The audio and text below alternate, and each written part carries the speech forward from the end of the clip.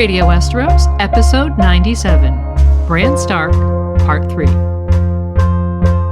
Spoilers all books. Hello and welcome to Radio Westeros. I'm Yolkboy, and with me as always is Lady Gwyn. Hello there! This is the third and final installment of our three-part series on Bran Stark, covering Bran's arc in A Storm of Swords and A Dance with Dragons, as he and his companions journey north towards the Wall and its Black Gate, and then as they continue further north towards the mysterious cave where Bran begins his apprenticeship with the Three-Eyed Crow. Much of this episode will cover the journey. Bran and his companions journey from a tumble-down tower in the Wolfswood to a cave in the mountains, then an abandoned holdfast at Queen's Crown in the New Gift, and on to the ancient Night Fort at the Wall, before crossing over into the haunted forest. Along the way, he'll intersect with some surprising people, exchange plenty of tales with his friends, and become more and more adept at using his gift as a skin changer. All this before our climactic arrival at the Three-Eyed Crow's cave and the commencement of his training with his new mentor. So, stories, skin changing, greenseeing, and more today. But before we begin, we want to give a quick shout out to all of our patrons who help keep Radio Westeros going, including our Flaming Lightbringer patron, TJ Harrington, our Dragonsteel patrons, Peter and Maltude, and our Palest Milk Glass patrons, Alex, Akka and the Company of the Cats, Crispy the Song of Ice, Kelly, Sister Winter, MT Walls, first of his name, John Wergarian, and a warm welcome to Halfmaester Zach. Thanks as well to B-Word and Mr. J, the Bear and the Maiden Fair, and Sir Tim of House Jib Jab Hot Dog Shop. House motto, we forge the chains we wear in life. And if you want to help keep Radio Westeros going strong, please consider becoming a patron of the show. You'll gain ad-free access to episodes up to a week before they go public, as well as exclusive content, personalized shoutouts, and more. Find out more by visiting patreon.com/Radio Westeros. And now, let's get started with Bran Stark Part 3. Gravel flew from beneath his paws as he gained the last few feet to stand upon the crest. The sun hung above the tall pines, huge and red, and below him the trees and hills went on and on as far as he could see or smell.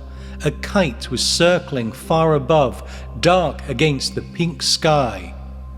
Prince. The man sound came into his head suddenly, yet he could feel the rightness of it. Prince of the Green, Prince of the Wolfswood.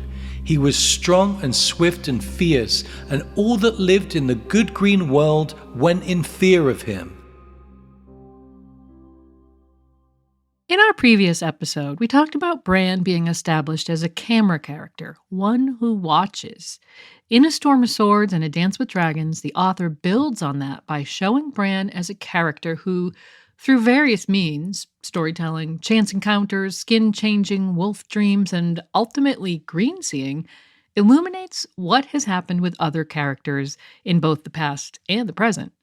And so we can begin to see how Bran's viewpoints might be used in The Winds of Winter and beyond to inform the reader about many important details of the past and present, and perhaps one day, even the future.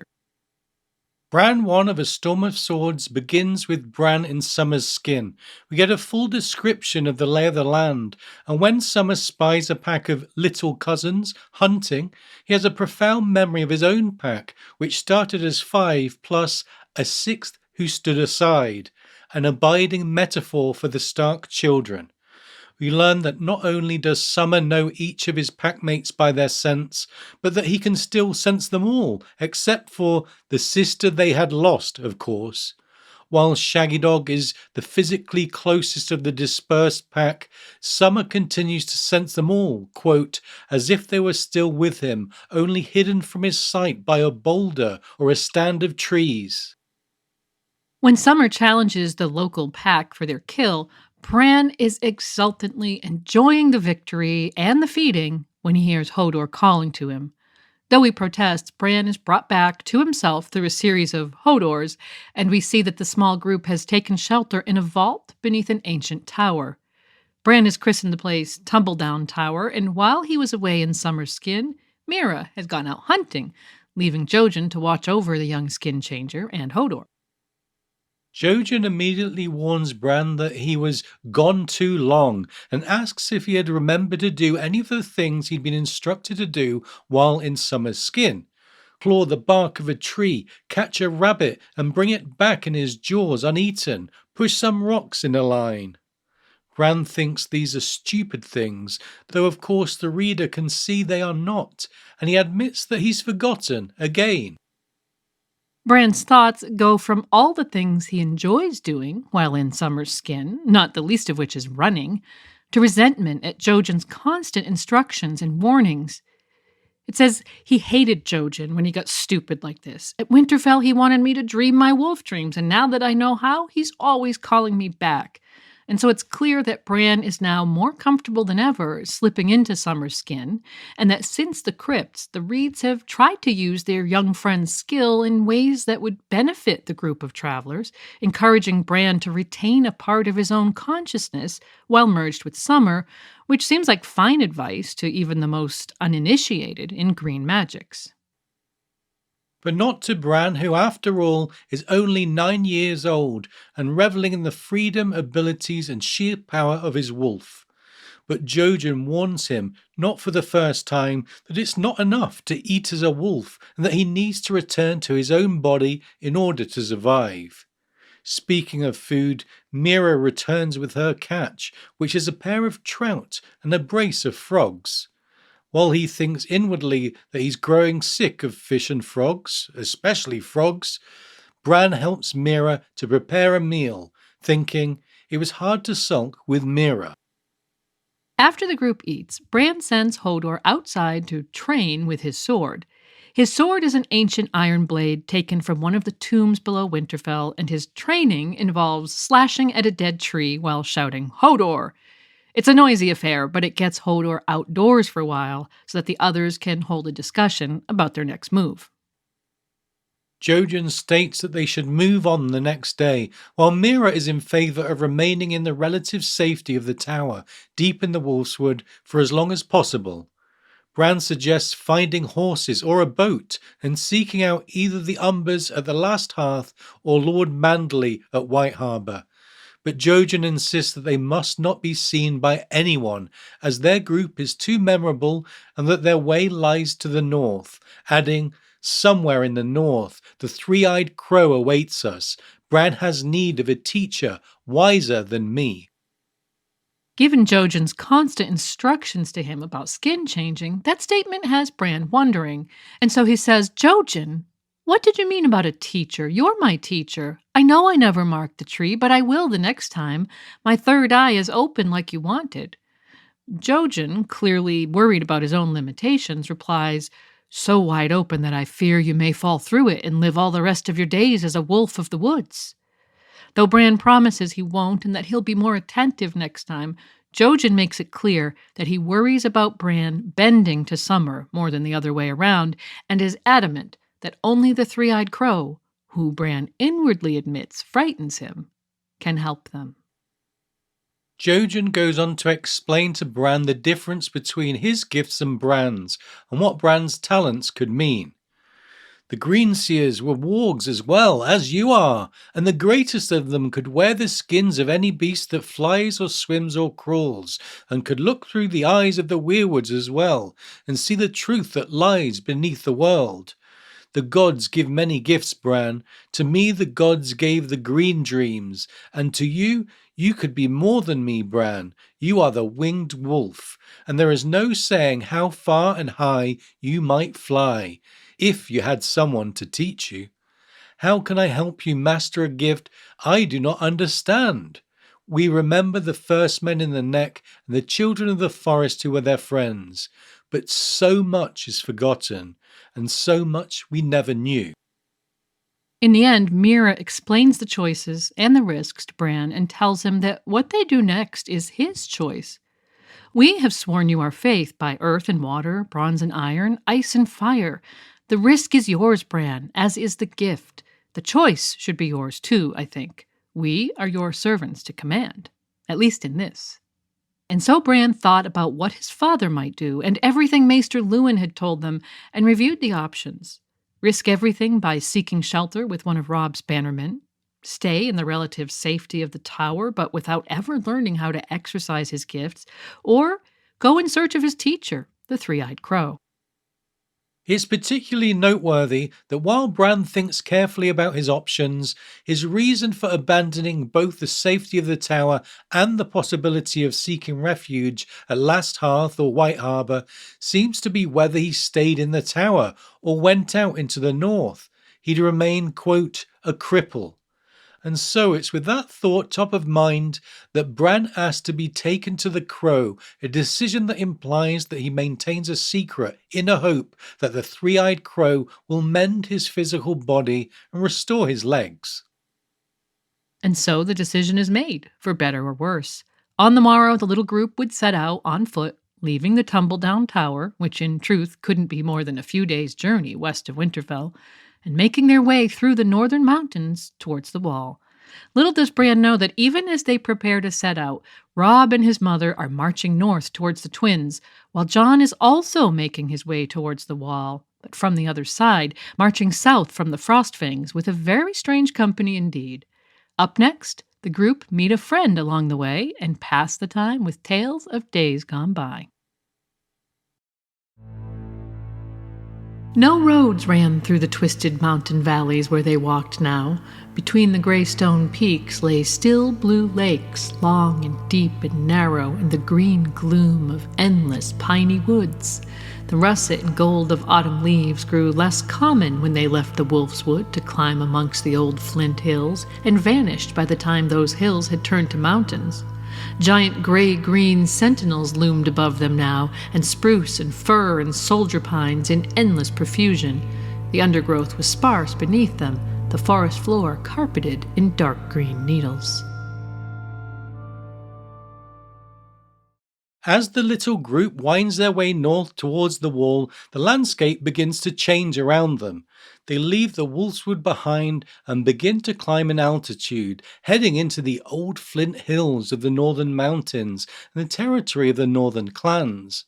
Notably, this is likely very similar, only in reverse, to the route Stannis Baratheon will take from Castle Black several months later, when Jon Snow convinces him to seek the support of the clans and retake Deepwood Motte in the Wolfswood. Their guiding star on the journey is the blue star that is the eye of the Ice Dragon constellation. Bran recalls Asha showing him the constellation and the star and wonders where she and Rickon are. While Bran innocently assumes she might have found welcome and safety at either the Last Hearth or White Harbour, in this he probably displays the naivety of age, overlooking the persistent hatred and mistrust many of the Northern Lords have for the Free Folk, and vice versa. If we were to try to predict where Asha might have expected to find safety and welcome for her young charge and herself, we would in all likelihood look at none other than the place Lord Wyman Manderley will send his envoy Davos Seaworth in A Dance with Dragons, Skagos. The Skagosi are nominally part of the North, and thus owe fealty and loyalty to House Stark. But they are also, like the Free Folk, descendants of the First Men with little to no influence from the Andals of mainland Westeros due to their remote location. They're also looked down upon by mainland Northerners for very similar reasons to those that lead Westerosi to disdain the Free Folk, prejudice against their wildness, their lack of sophistication, and their very way of life. As such, Asha may well have reasoned that the safest place for her to seek shelter was with the Northerners who are most culturally similar to her, and thus would be more likely to welcome her and believe her tale, while at the same time showing some amount of loyalty to House Stark. And speaking of people loyal to House Stark, it was Mira who first raised the question of who lived in the mountains they were traversing. It had become an oft-repeated declaration among the group that if only they were traveling on the King's Road, their way would be faster, straighter, less hungry, less exposed to the elements. In short, altogether more pleasant. But of course, Jojen continued to insist that the road would not be safe, saying, "Where you find roads, you find travelers, and travelers have eyes to see and mouths to spread tales of the crippled boy, his giant, and the wolf that walks beside them." And so, when Mira questions who exactly lived in the mountains, and Bran replies, listing the mountain clans, Wolves, Harkleys, Knots, Liddles, Norries, and Flints, Jojen asks sharply if these people knew of their presence. Bran states they know, thinking how sharp-eyed Summer had seen them watching, but adds quickly, they won't bother us so long as we don't try and make off with their goats or horses. And so it went, through days growing increasingly cold, not only due to their elevation, but to the inevitable progress of autumn towards winter. Until one day, as they seek shelter from a freezing rainstorm in a cave, they come across another traveler there before them. It says, Bran saw the orange glow of a fire farther back and realized they were not alone. "Come in and warm yourselves," a man's voice called out. "There's stone enough to keep the rain off all our heads." The man shares his fire and his food and drink with them, but not his name. But Bran guessed that he was a Liddle based on his cloak clasp being in the shape of a pine cone, which is a symbol found in the Liddle sigil. The Liddle never asks their names and replies to Bran's question about the distance of the wall with a warning of sorts about the King's Road. When there was a Stark in Winterfell, a maiden girl could walk the King's Road in a name-day gown and still go unmolested, and travellers could find fire, bread and salt at many an inn and holdfast. But the nights are colder now, and doors are closed. There's squids in the wolfswood, and flayed men ride the King's Road asking after strangers. When Jojen presses for details, the man adds, "The bastard's boys, aye, he was dead, but now he's not, and paying good silver for wolf skins, a man hears, and maybe gold for word of certain other walking dead." It says here that the man paused and looked at Bran and Summer before continuing, "As to that wall, it's not a place that I'd be going. The old bear took the watch into the haunted woods, and all that come back was his ravens, with hardly a message between them. Dark wings, dark words, me mother used to say, but when the birds fly silent, seems to me that's even darker. It was different when there was a Stark in Winterfell, but the old wolf's dead, and the young one's gone south to play the Game of Thrones, and all that's left us is the ghosts."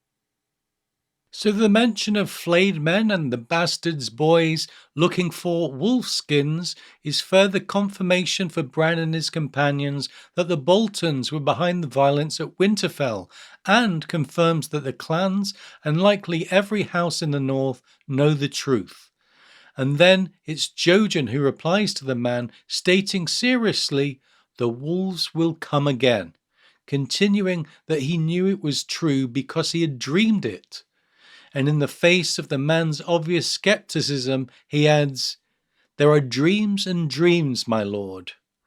And so we can be reasonably sure that the clans also now know that Bran is alive, and that this knowledge may in time make its way surreptitiously around the north. Readers can also hang a lot of hope upon Jojen's words to the Liddle that the wolves will come again, since Jojen's dreams have consistently been proven true.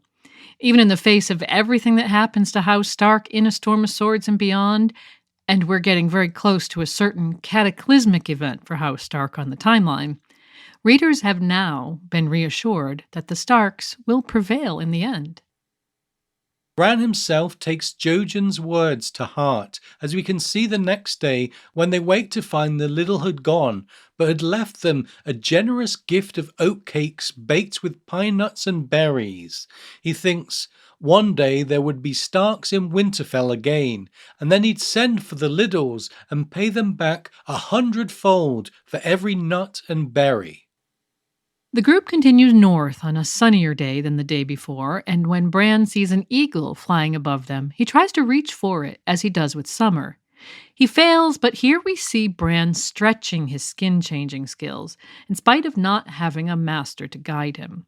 We can only wonder what might have happened if Bran had been able to merge with the eagle, and also whether the eagle might not have already had another presence inside it, watching their progress. It is not, as we'll see the last time, a group will see an eagle circling over their heads. As they walk, Jojen remarks that Hodor likes it when they say his name, and Bran explains, Hodor's not his true name, it's just some word he says. His real name is Walder, old Nan told me. She was his grandmother's grandmother or something. Of course, mentioning old Nan makes Bran sad since they have no idea what her fate was, though Mira remains sure Theon's Ironborn weren't responsible for whatever might have happened to old Nan and the others. To make Bran feel better, she encourages him to remember her stories, to keep her alive in his memories. The small band climb over a mountain pass, and as they start down the other side, Bran asks the Reeds if they know any stories. The reply from both was, a few, and Bran asks if they had any with knights, as those are his and Hodor's favorites. Jojen, ever serious, says there are no knights in the neck, but Mira teases, the bogs are full of dead ones, to which her serious younger brother agrees, adding, Andals and Ironmen, Freys and other fools, all those proud warriors who set out to conquer Greywater. Not one of them could find it. They ride into the neck, but not back out, and sooner or later they blunder into the bogs and sink beneath the weight of all that steel and drown there in their armor. While the idea of drowned knights in the bogs makes Bran shiver, it puts us in mind of something that likely influenced this imagery. In J.R.R. Tolkien's book The Two Towers, Frodo Baggins and Sam Gamgee journey into Mordor. In the course of that journey, they must cross a place known as the Dead Marshes, where the corpses of hundreds of thousands of knights, the casualties of several ancient battles, lie magically preserved beneath the surface. And Tolkien himself once admitted that he felt it possible that the imagery in that chapter may have been subconsciously influenced by his experiences fighting in northern France during the Somme offensive of World War I. Yeah, while consciously Tolkien points to William Morris's literary influence on that passage, taking part in one of the deadliest battles in human history with over 300,000 dead over a 4-month period must have been profoundly scarring. Due to battlefield conditions, marshy lowlands crisscrossed by man-made trenches that frequently became filled with water due to the incessant rains, the corpses of the fallen were often submerged in water or mud, with many remaining visible to survivors. And so when George draws on Tolkien's imagery, we should remember that literature often provides echoes of our human past in unexpected ways. While Bran doesn't mind the shivers, he likes knights more, and so Mira offers him the one story about knights that seems to involve a Cranagman, saying, there was one night, in the year of the false spring, the Night of the Laughing Tree, they called him. He might have been a Cranagman, that one.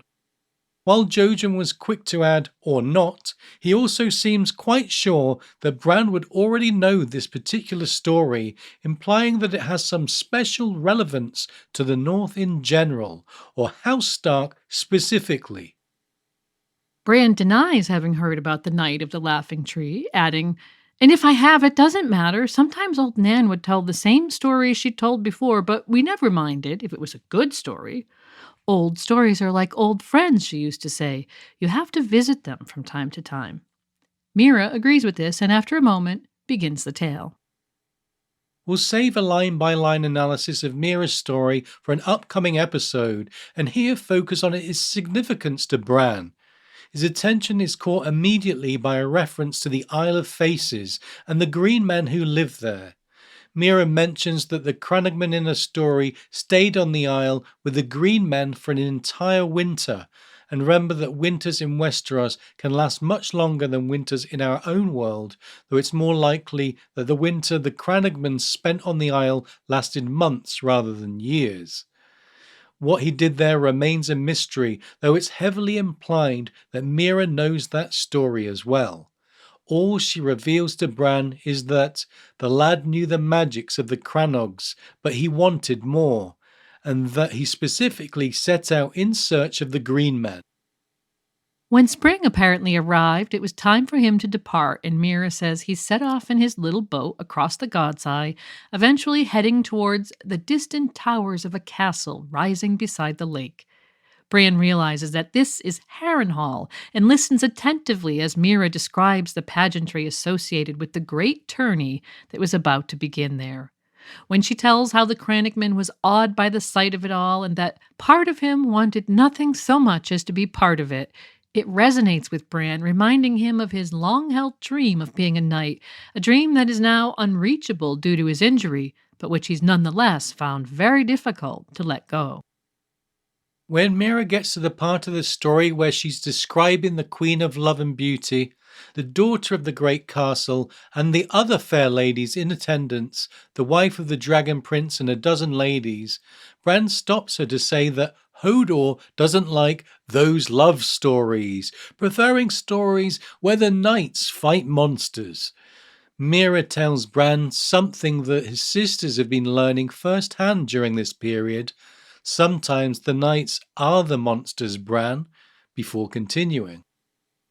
The story goes on to tell of the Crannogman being attacked by 3 squires and his rescue by a she-wolf. It should be noted that every character in Mira's story is identified by their sigil. Thus, Targaryens are dragons, Starks are wolves, Robert Baratheon is the Storm Lord, Jon Connington is the Lord of Griffins, etc. As people who technically have no sigils due to their institutional vows, the lone man of the Night's Watch is a Black Brother, and the Kingsguard are the White Swords. Nonetheless, it's fairly easy for the reader to interpret who's who, and we eventually learn that the 3 squires serve a Porcupine Knight, possibly Sir Boros Blount, a Pitchfork Knight, possibly Sir Leslin Hay, who is married to Walder Frey's eldest daughter, and a Knight of 2 Towers, who of course would be a Frey, possibly Sir Ryman, who is known as a tourney knight in his youth. The she-wolf then took the Crannogman under her wing and introduced him to her 3 brothers. And so we learn that all 4 Stark siblings were present at the tourney of Harrenhal, which explains Jojen's repeated interruptions, asking if Bran is sure he's never heard this story. We, the reader, know that Ned rarely spoke of his dead brother and sister to his children, and of course we can guess that the reason for that isn't as simple as sadness over their loss. And so this story is a revelation of sorts to Bran. With the knights who the 3 squires served identified, it seems that Benjen offered to help outfit the Crannogman, who by association and timeline is heavily implied to be none other than Mira and Jojen's father, Howland Reed, so he could participate in the tourney and take his vengeance. But Crannogmen aren't knights, and the young man was smart enough to know that. Nonetheless, he prayed to the old gods that night, and the next day the tourney began. Mira relates that by the middle of the 2nd day of jousting, the Porcupine Knight, the Pitchfork Knight, and the Knight of the 2 Towers had all taken their places among the 5 champions. It was then that the Mystery Knight appeared. As Mira tells it, the Mystery Knight was short of stature and clad in ill-fitting armour made up of bits and pieces. The device upon his shield was a heart tree of the old gods, a white weirwood with a laughing red face. Bran immediately assumes the knight had been sent by the old gods, and when Mira tells him that the knight proceeded to challenge the 3 knights whose squires had attacked the Crannogman, he exclaims, "He was the little Crannogman! I told you!" Bran is obviously well versed in stories of knights and tournaments, which explains in part Jojen's incredulity that he doesn't know this particular story about an event Sir Barristan Selmy describes as the greatest tourney of them all. Mira goes on to tell how the Knight of the Laughing Tree defeated the 3 champions to the loud appreciation of the crowd. And as if the connection of the 3 sigils wasn't enough, the story concludes that when the 3 knights came to ransom their horses and armor, forfeited to the Mystery Knight in their defeat, the Knight of the Laughing Tree, quote, spoke in a booming voice through his helm, saying, "Teach your squire honor, that shall be ransom enough." And so Mira adds the Cranagman's prayers were answered, quote, by the green men or the old gods or the children of the forest. Who can say? Bran thinks it was a good story, but wants to know what happened to the Mystery Knight. And so Mira adds a postscript that the paranoid king declared the knight to be no friend of his and asked his subjects to unmask him the next day. But the next day arrived and the Mystery Knight failed to appear in the lists. Though the Dragon Prince was sent to find him, according to the tale, he found only his painted shield hanging abandoned in a tree. And it was the Dragon Prince himself who won the tourney in the end. That itself is an interesting detail, since it doesn't appear that the Dragon Prince had participated in the jousting prior to that day, but Bran still thinks it was a pretty good ending, although he adds, the part about the ransoms was stupid, and the Mystery Knight should win the tourney, defeating every challenger, and name the Wolf Maid the Queen of Love and Beauty. Mira replies cryptically that she was, but adds, quote, that's a sadder story. Jojen, on the other hand, is still amazed that Ned had never told his children this story, and again, the reader can guess at the reasons why. The chapter ends with Bran reflecting on the Isle of Faces. If the little Cranagman could go there, perhaps one day he might as well.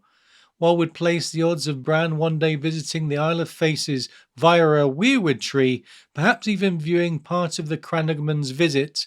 At somewhere near 100% certainty, Bran in A Storm of Swords has no knowledge that such things are even possible. He thinks about the strange magic of the green men and wonders, exactly as he's done about the three-eyed crow, if they could help him walk again, or even turn him into a knight. Thinking that they had done the same for the Cranagman, although only for one day, Bran thinks a day would be enough. And the chapter ends once again with Bran's secret hope that somewhere in Westeros there is a magic that will restore his legs and his dreams to him.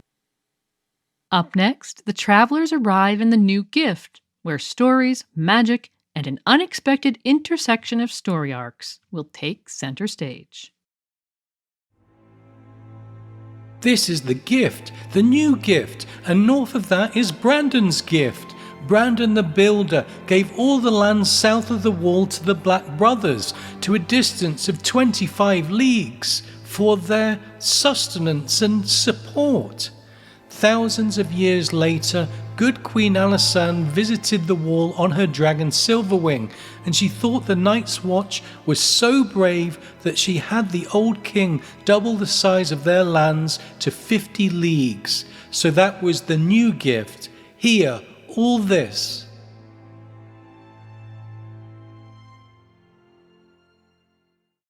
Our travelers emerge from the mountains into an area of the New Gift west of the King's Road and about 50 leagues south of the Wall. Bran educates the Reeds about the history of the Gift and the geography of the surrounding area, which, as far as the Wall, is mainly grasslands, fallow fields and low-rolling hills, high meadows and lowland bogs.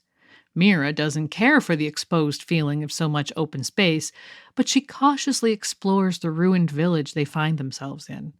Though it seems to be good, fertile land, there are no people to be found, nor will there be, as Bran explains.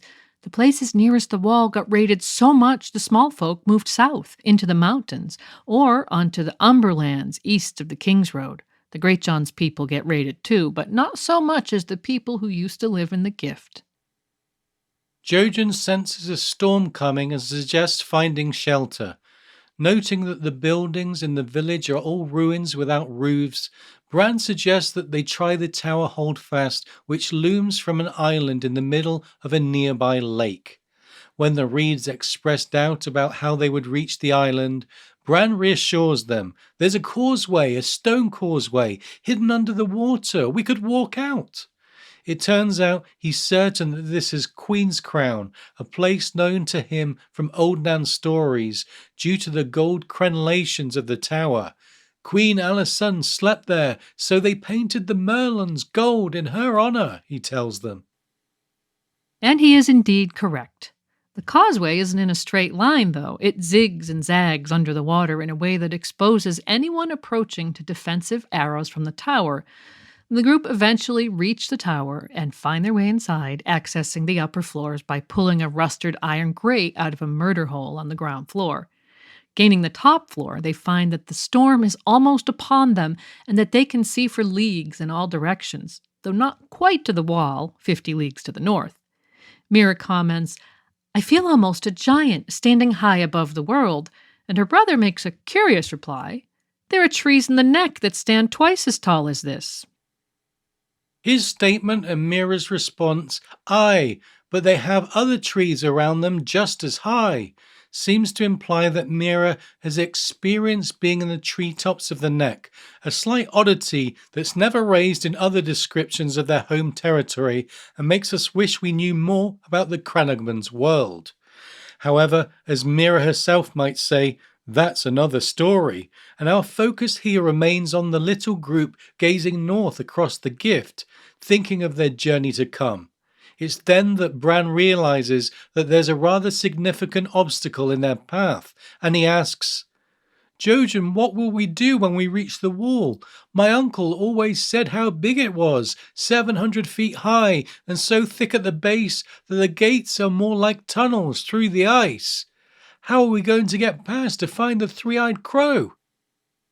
Jojen doesn't have any answer for this other than faith that there will be a way, since his dreams have told him where they must go. It turns out that Bran knows the name of every one of the Night's Watch's 19 castles along the wall, as well as the fact that 16 of them are deserted. Ghost castles, as old Nan called them, and that at those castles the gates were sealed with ice and stone. When Mira suggests that they'll find a way to open a gate, Bran becomes nervous, saying, "We shouldn't do that. Bad things might come through from the other side."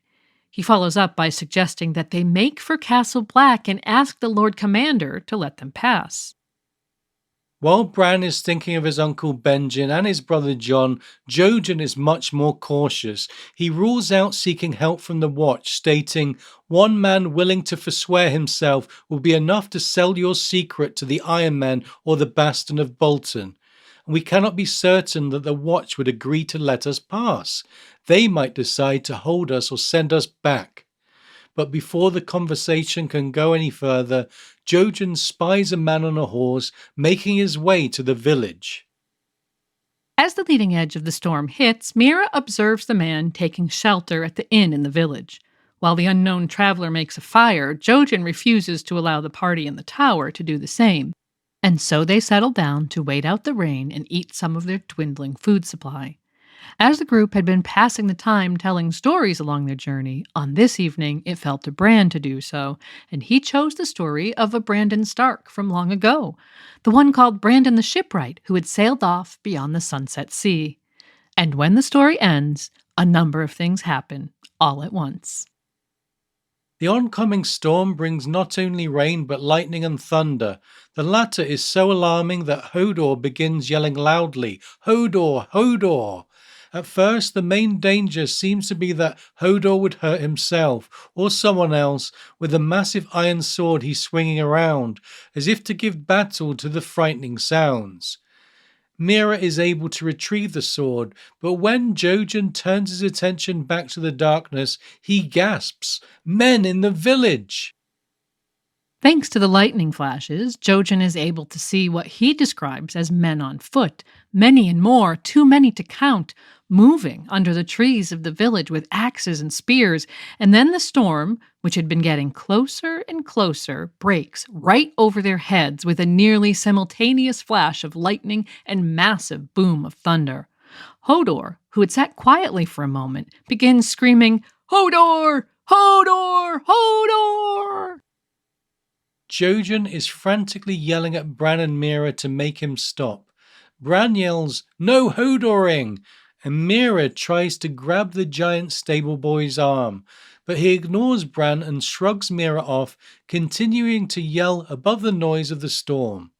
All of Jojen's fears about the men in the village hearing and coming to investigate the tower combine to make Bran reach desperately for Hodor as he storms past him in the dark. Only Bran doesn't just reach with his hands, he reaches with his mind in the same way he does when he's slipping into Summer's skin. and suddenly Hodor stops shouting, and it says, "He staggered and closed his mouth. He shook his head slowly from side to side, sank back to the floor, and sat cross-legged. When the thunder boomed, he scarcely seemed to hear it." Mira immediately asks Bran what he did, and Bran replies only, "I don't know." But he did know. For half a heartbeat, he had slipped inside Hodor's skin. It frightened him, and though he doesn't know it, Bran has just unwittingly violated one of the key taboos of the skin changer by slipping into a human skin. In the Varamir prologue of A Dance with Dragons, the only point of view from a fully fledged and trained skin changer in the series so far, Varamir Sixskins will recall his mentor Hagon telling him about the taboos that came with their gift: to not eat of human flesh as a wolf, to not mate with another wolf as a wolf, but Hagon always insisted to seize the body of another man was the worst abomination of all. But there's no time for Bran to think about what he's inadvertently done, because Jojen is telling them that someone in the village is pointing at the tower. Bran tries to reassure his friends by stating all the likely possibilities of who the unknown men are: Umbers or men of the hill tribes seeking shelter from the storm, or perhaps even some men of the Night's Watch, though Mira points out that Black Brothers on patrol would be mounted. Bran remembers the causeway then, pointing out that whoever these men are, without a boat they could never find their way across in the dark and the rain. As Jojen worried about what might happen come morning, another flash of lightning came, and Bran suddenly becomes aware of Summer. Opening his third eye, he leaves the tower and finds himself inside Summer, cowering in the brush outside the village. With Summer's senses, he could smell men and hear their armor and weapons, hard skin in the wolf's viewpoint. Then he sees the men amongst the trees, one of whom walks with a spear. As Summer tries to circle behind the apple trees outside the ruined inn the new group of men were also sheltering in, it says he could hear the men talking, and then, it says, beneath the scents of rain and leaves and horse came the sharp red stench of fear. The chapter ends there, and we don't see Bran, Hodor and the Reeds until Bran's final chapter in A Storm of Swords, which takes place some weeks later and 50 leagues to the north. But the very next chapter in Storm is a Jon POV, and through Jon's viewpoint we get to see what happened in the village that night, as it happened.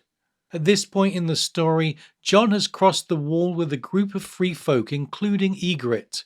This is the group of people that Jojen had observed arriving in the village, and the red stench of fear that Summer sensed was coming from the man who Bran's group had previously seen seeking shelter there. Through Jon's viewpoint, we see him recognize Queen's Crown and learn that the Free Folk, led by Styr, the Magnar of Thenn, had crossed the wall at Greyguard, just 2 castles east of the Shadow Tower. From there, it says, Styr marched them deep into the Gift to avoid the Watch's customary patrols, and thus they arrived at Queen's Crown, not long after Bran's group and the man on the horse, driven by the same need to take shelter from the oncoming storm. We see the group of raiders seize the old man in the inn, and Jon knows that they'll kill him, and so he walks away, hoping to avoid it. As Jon sits by the water's edge in the rain, watching the tower, Ygritte joins him and he tells her the story of the tower's golden merlons. He tells her to look for the gold the next time the lightning flashes, and she tells him that some of the Thenns were saying that they heard shouting from the tower. Jon suggests that they swim, which it becomes clear isn't a skill Ygritte possesses. Having the same background knowledge as Bran, he's on the verge of explaining to her how they could walk to the island on the causeway when the lightning strikes, interrupting them and revealing the golden top of the tower to Ygritte. And they're having a discussion about Queen Alysanne, the wall, and dragons when one of the Thenns appears out of the darkness to summon Jon to the Magnar's presence. In the village, inside the ruins of the inn, Styr orders Jon to kill the old man whom they had surprised in the meager shelter. The next sequence of events likely happens more quickly than words can describe them. After a series of thoughts and memories that flash lightning quick through his mind, it's clear that Jon is reluctant, and an angry Ygritte urges him on, saying, "Do it, Jon Snow, you must, to prove you are no crow, but one of the free folk."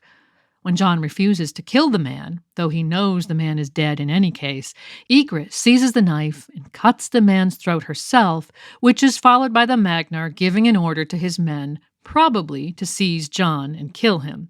But then, it says, lightning crashed down from the sky, a searing blue-white bolt that touched the top of the tower in the lake. They could smell the fury of it, and when the thunder came, it seemed to shake the night. And then death leapt down amongst them. Let's first address the lightning-struck tower. The bolt that hit the top of the tower isn't mentioned again in either Bran or Jon's viewpoints, but it's worth mentioning that in tarot, the tower is one of the major arcana cards, usually depicted as being struck by lightning and often showing to be topped by a golden crown. Its presence is usually interpreted to indicate chaos and sudden or disruptive change. And certainly in this scenario, there was all of the above. The hurtling shadow that Jon saw dealing out death amongst the men who had been responsible for the death of the traveler and a moment before had been ready to kill him as well was a wolf. Initially, Jon thinks that it might be Ghost, but then by the light of another bolt of lightning, he realizes that the wolf is gray. While the wolf savages more of the raiders, in the darkness between lightning bolts, Jon realizes he'd never have a better opportunity to escape the wildlings and warn his brothers at Castle Black. So, following that lightning strike on the tower, we do indeed get chaos, disruption, and sudden change, mostly focused on Jon, but aided by Summer. We learn from Bran's memories in the next chapter that he had seen Jon in the village when he tells Jojen about the wildlings. They killed some man and they wanted to kill Jon too. And so we surmise that what brought Summer to attack such a large group of men was Bran inside him becoming aware of Jon and his fear as the Thenns threatened him following his refusal to kill the man. Summer acted in Jon's defense, and so Jon escaped. And we learn from Bran's memories in the next chapter that, as Summer, he had watched his brother ride away from the village before attempting to make his own escape. But in his retreat, Summer was injured by an arrow to the leg, just as Jon was in his own escape.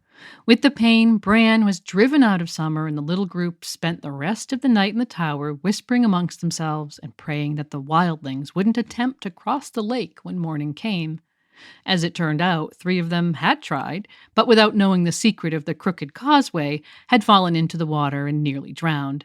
And so Bran and his friends owed much to the gods of chance and lightning bolts, who had prevented Jon from revealing the secret to Ygritte the night before.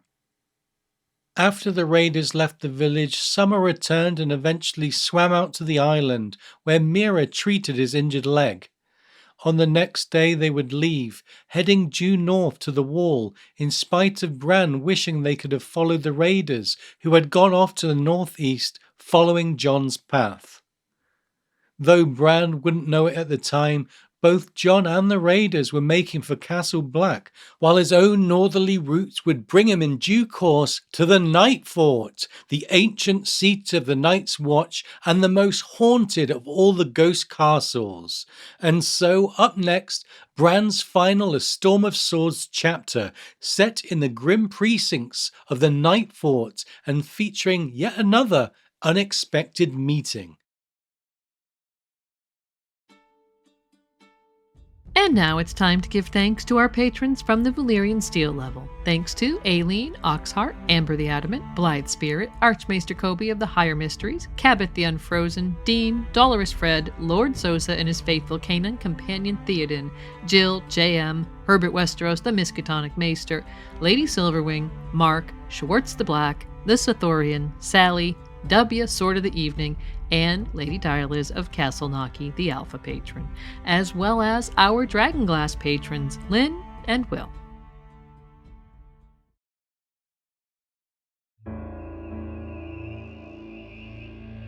The Night Fort had figured in some of Old Nan's scariest stories. It was here that Night's King had reigned before his name was wiped from the memory of man.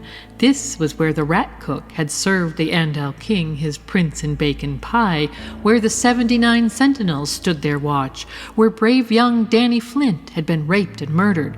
This was the castle where King Sherrit had called down his curse on the Andals of old, where the prentice boys had faced the thing that came in the night, where blind Simeon Stareyes had seen the hellhounds fighting. Mad Axe had once walked these yards and climbed these towers, butchering his brothers in the dark.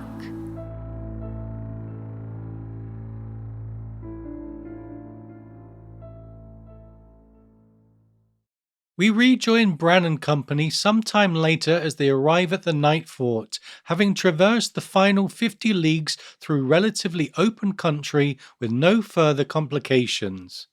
Whereas early in their journey, Bran had looked forward to arriving at the wall and finding out what lay on the other side, he now finds himself full of fears. And while a lot of what he fears has roots in Old Nan's stories, as we'll see, we also see that Bran is assailed by doubt. He knows that all the ways through the wall at the so-called ghost castles are sealed by ice and stone. His uncle Benjen had told him that. The only ways through were to be found at Eastwatch, the Shadow Tower, and Castle Black, and Jojen had refused to even consider seeking help from the Watch. And so Bran feared failure, knowing that if they couldn't pass the wall, they would never find the three-eyed crow, and his secret hope that the mysterious dream visitor would help him to walk again would never come true. But there's another fear gnawing at him that he can't bring himself to share with his companions. Sometime in the week following the events at Queen's Crown, Bran had a dream. He thinks that maybe it was actually Summer's dream, when, of course, the dream was likely a vision rooted in the connection amongst the Stark direwolves. Here's the passage. The dream Summer had had, no, I mustn't think about that dream. He had not even told the Reeds, though Mira at least seemed to sense that something was wrong. If he never talked about it, maybe he could forget he ever dreamed it, and then it wouldn't have happened, and Robb and Grey Wind would still be... And so Bran, having lost his father such a short time ago and his home, is now living with the secret certainty that his brother Robb and Summer's packmate Grey Wind are also dead. But he steadfastly refuses to say it out loud or even think about it in a heartbreaking effort to deny the reality. Bran also tries to avoid letting the Reeds see how scared he is of the Night Fort itself. As they arrive in the castle yard, which Bran compares with the end of the world, he recognizes his fear and reminds himself, in an echo of his sister Sansa's thoughts in King's Landing, "I have to be as brave as Robb." But although Bran avoids speaking his fears aloud, it seems that Jojen at least can sense them. It says the young green dreamer, quote, gazed up at him with his dark green eyes and said, "There's nothing here to hurt us, your grace." This prompts Bran to think about the litany of stories old Nan had told him about this very place, a place he no doubt never expected to figure in his real life. From foundational northern legends like the Night's King and the Rat Cook, to other stories that ranged from the simply horrific to the cautionary, King Sherrit cursing the Andals, the prentice boys facing the thing that came in the night, the fate of brave Danny Flint, the tragic tale of the 79 sentinels, Mad Axe, the mass murderer, Simeon Stareyes and the Hellhounds, and more. And for an in-depth look at these stories and the history of the Night Fort, see our episodes on Myths and Legends of the North and the foundation of the Night's Watch. While Bran remembers that Maester Luwin always warned him and his siblings that Old Nan's stories shouldn't be swallowed whole, he also can't forget the time he asked his uncle Benjen if the stories about the abandoned castle were true. Rather than deny the veracity of the legends that he himself was no doubt told by Old Nan as a child, it says Benjen, quote, only shrugged and said, "We left the Night Fort 200 years ago," as if that was an answer.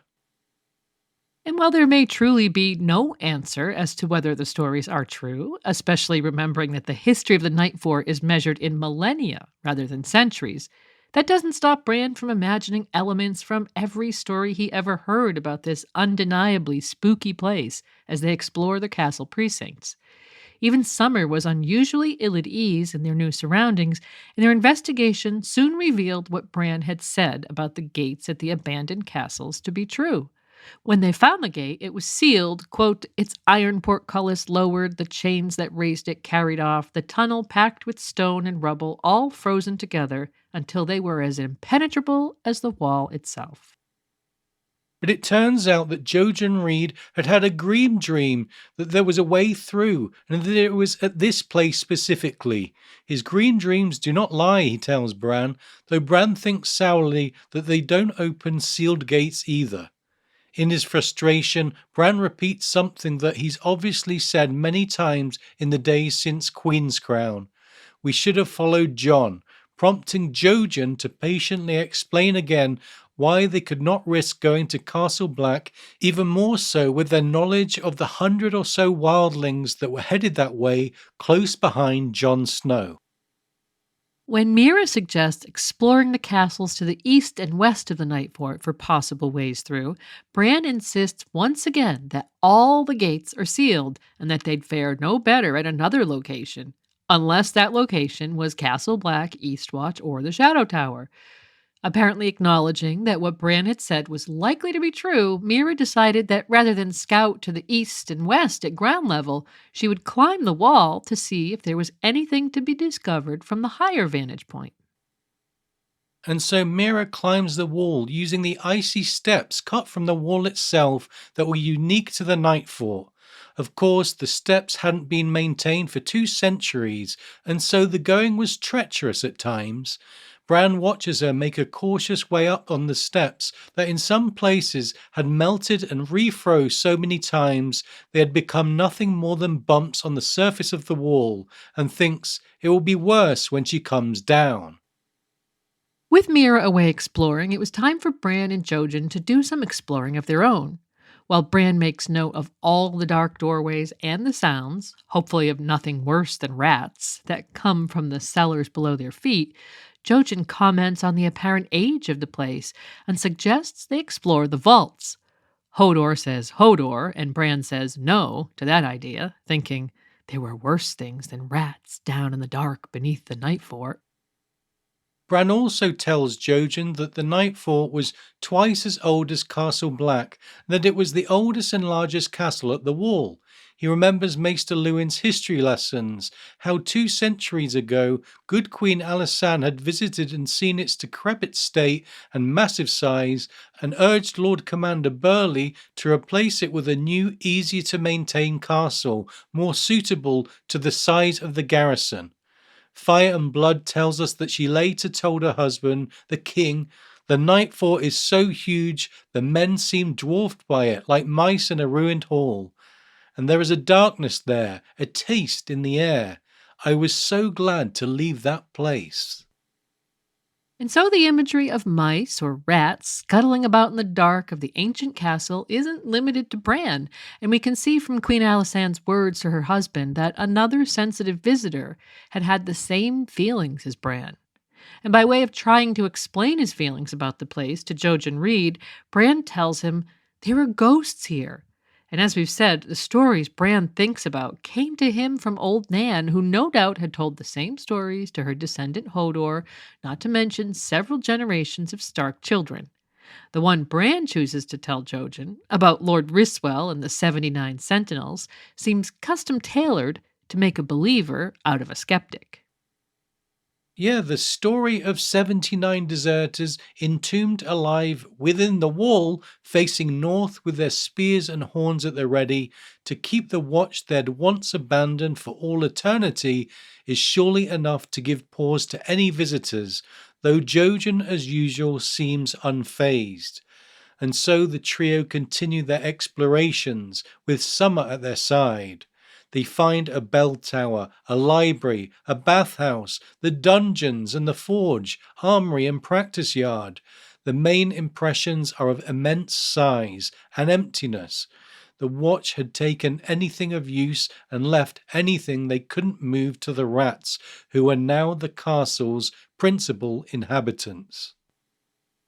After hours of exploration, Bran concludes, maybe it is only a ruined, empty castle.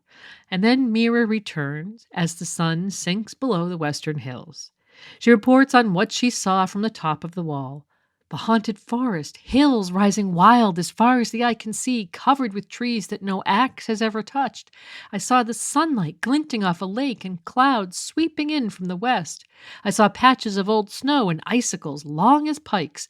I even saw an eagle circling. I think he saw me too. I waved at him.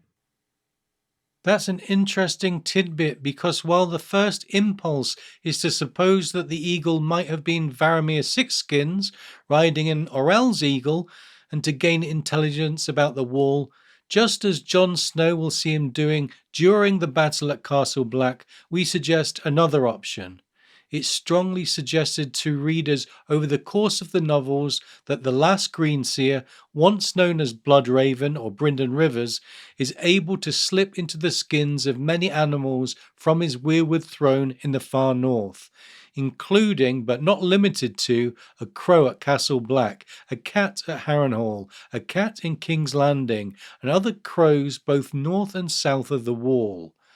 And we suggest that it was Bloodraven in the eagle that Mira waved to, and that he was seeking confirmation that Bran and his companions had arrived at the wall in order to ensure the success of a stratagem that would play out at the Night Fort that very evening. As Mira reports ruefully that, impressive as the views from the top of the wall had been, she had found no way down or through. She wonders if her brother could have been mistaken in his dream.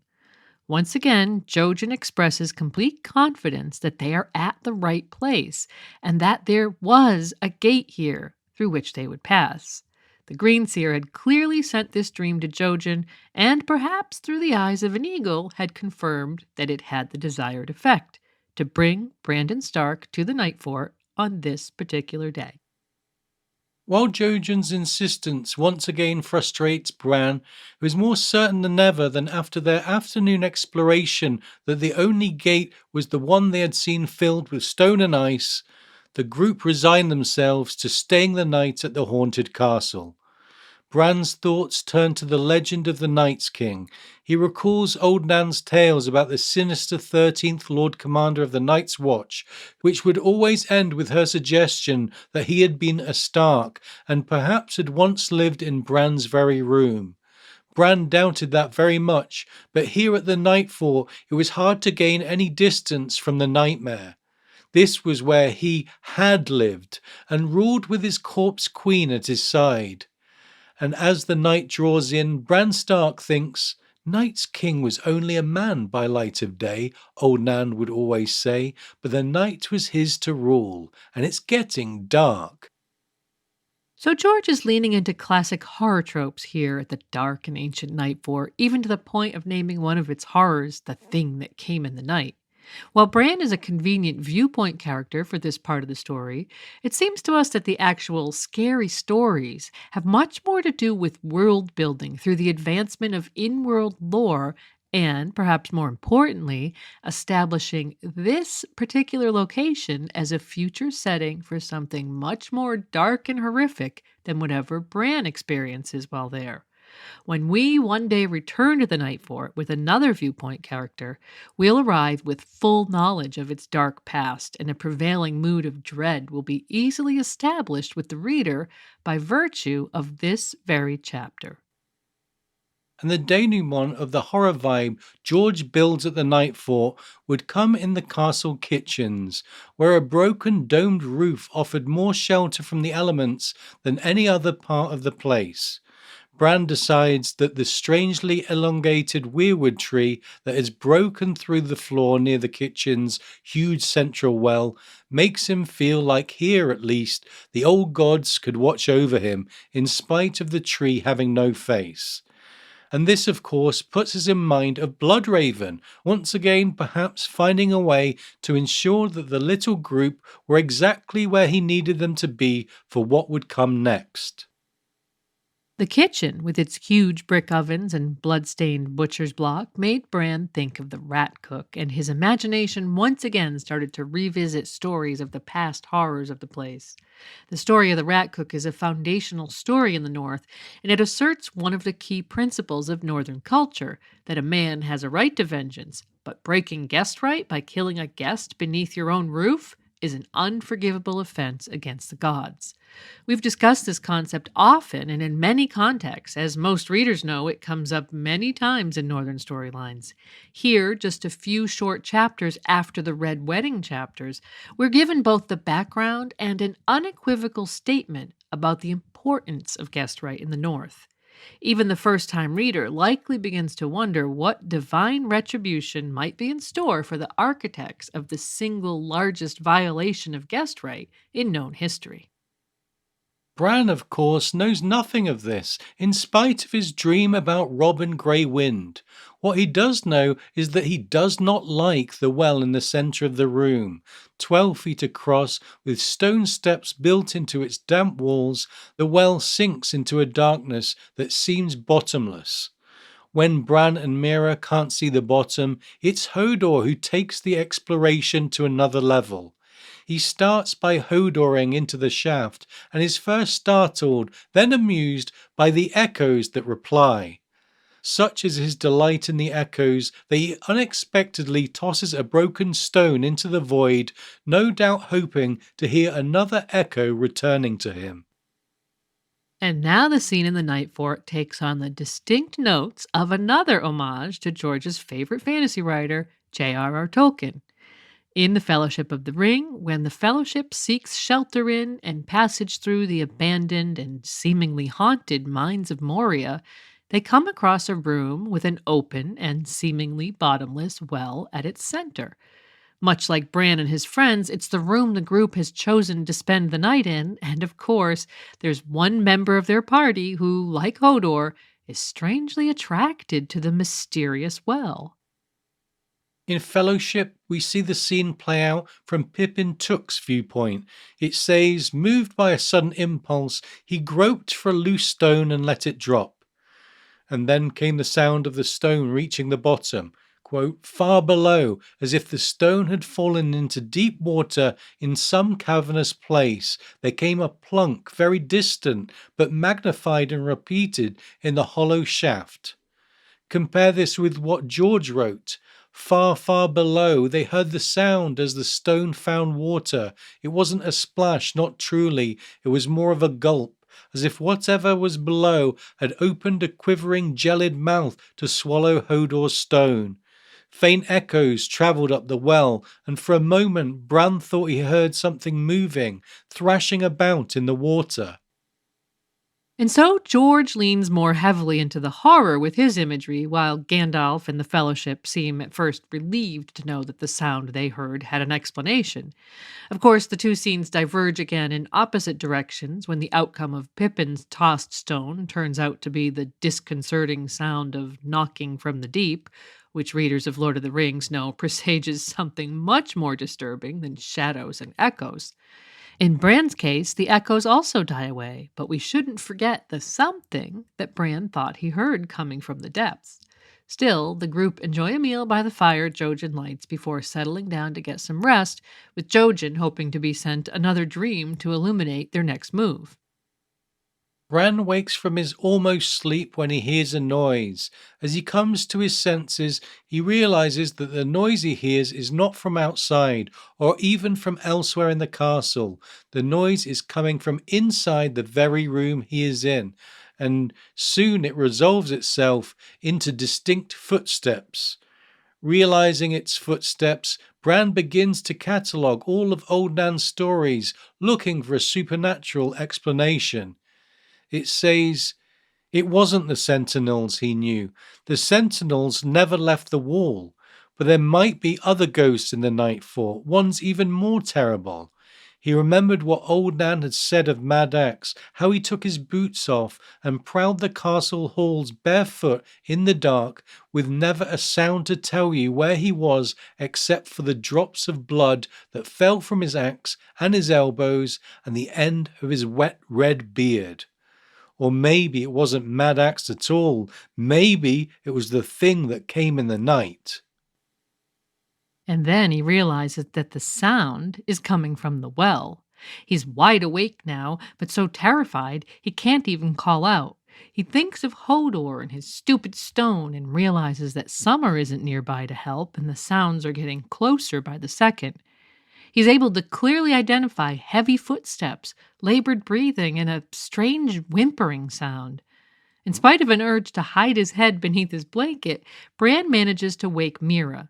She understands and is ready to face whatever is in the well in an instant, but Bran can't bear to let her fight alone. With Summer away exploring, Bran resorts to the only option he has. Whereas the first time he slipped into Hodor's skin, it was clearly inadvertent, this time it's fully intentional. It says he slipped his skin and reached for Hodor. It was not like sliding into Summer. That was so easy now that Bran hardly thought about it. This was harder, like trying to pull a left boot onto your right foot. It fits all wrong, and the boot was scared too. The boot didn't know what was happening. The boot was pushing the foot away.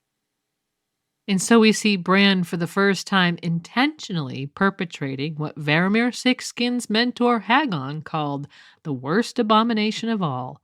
Hodor's fear and discomfort at the violation is no less this time than it was the first time when Bran entered his mind by accident. And while Bran might be excused for not having any formal training in skin changing, and perhaps even for doing something out of what he felt was necessity in this instance, we should pay close attention to Hodor's experience and Bran's awareness of it. For a moment, in control of Hodor's body, Bran has the experience of standing and walking.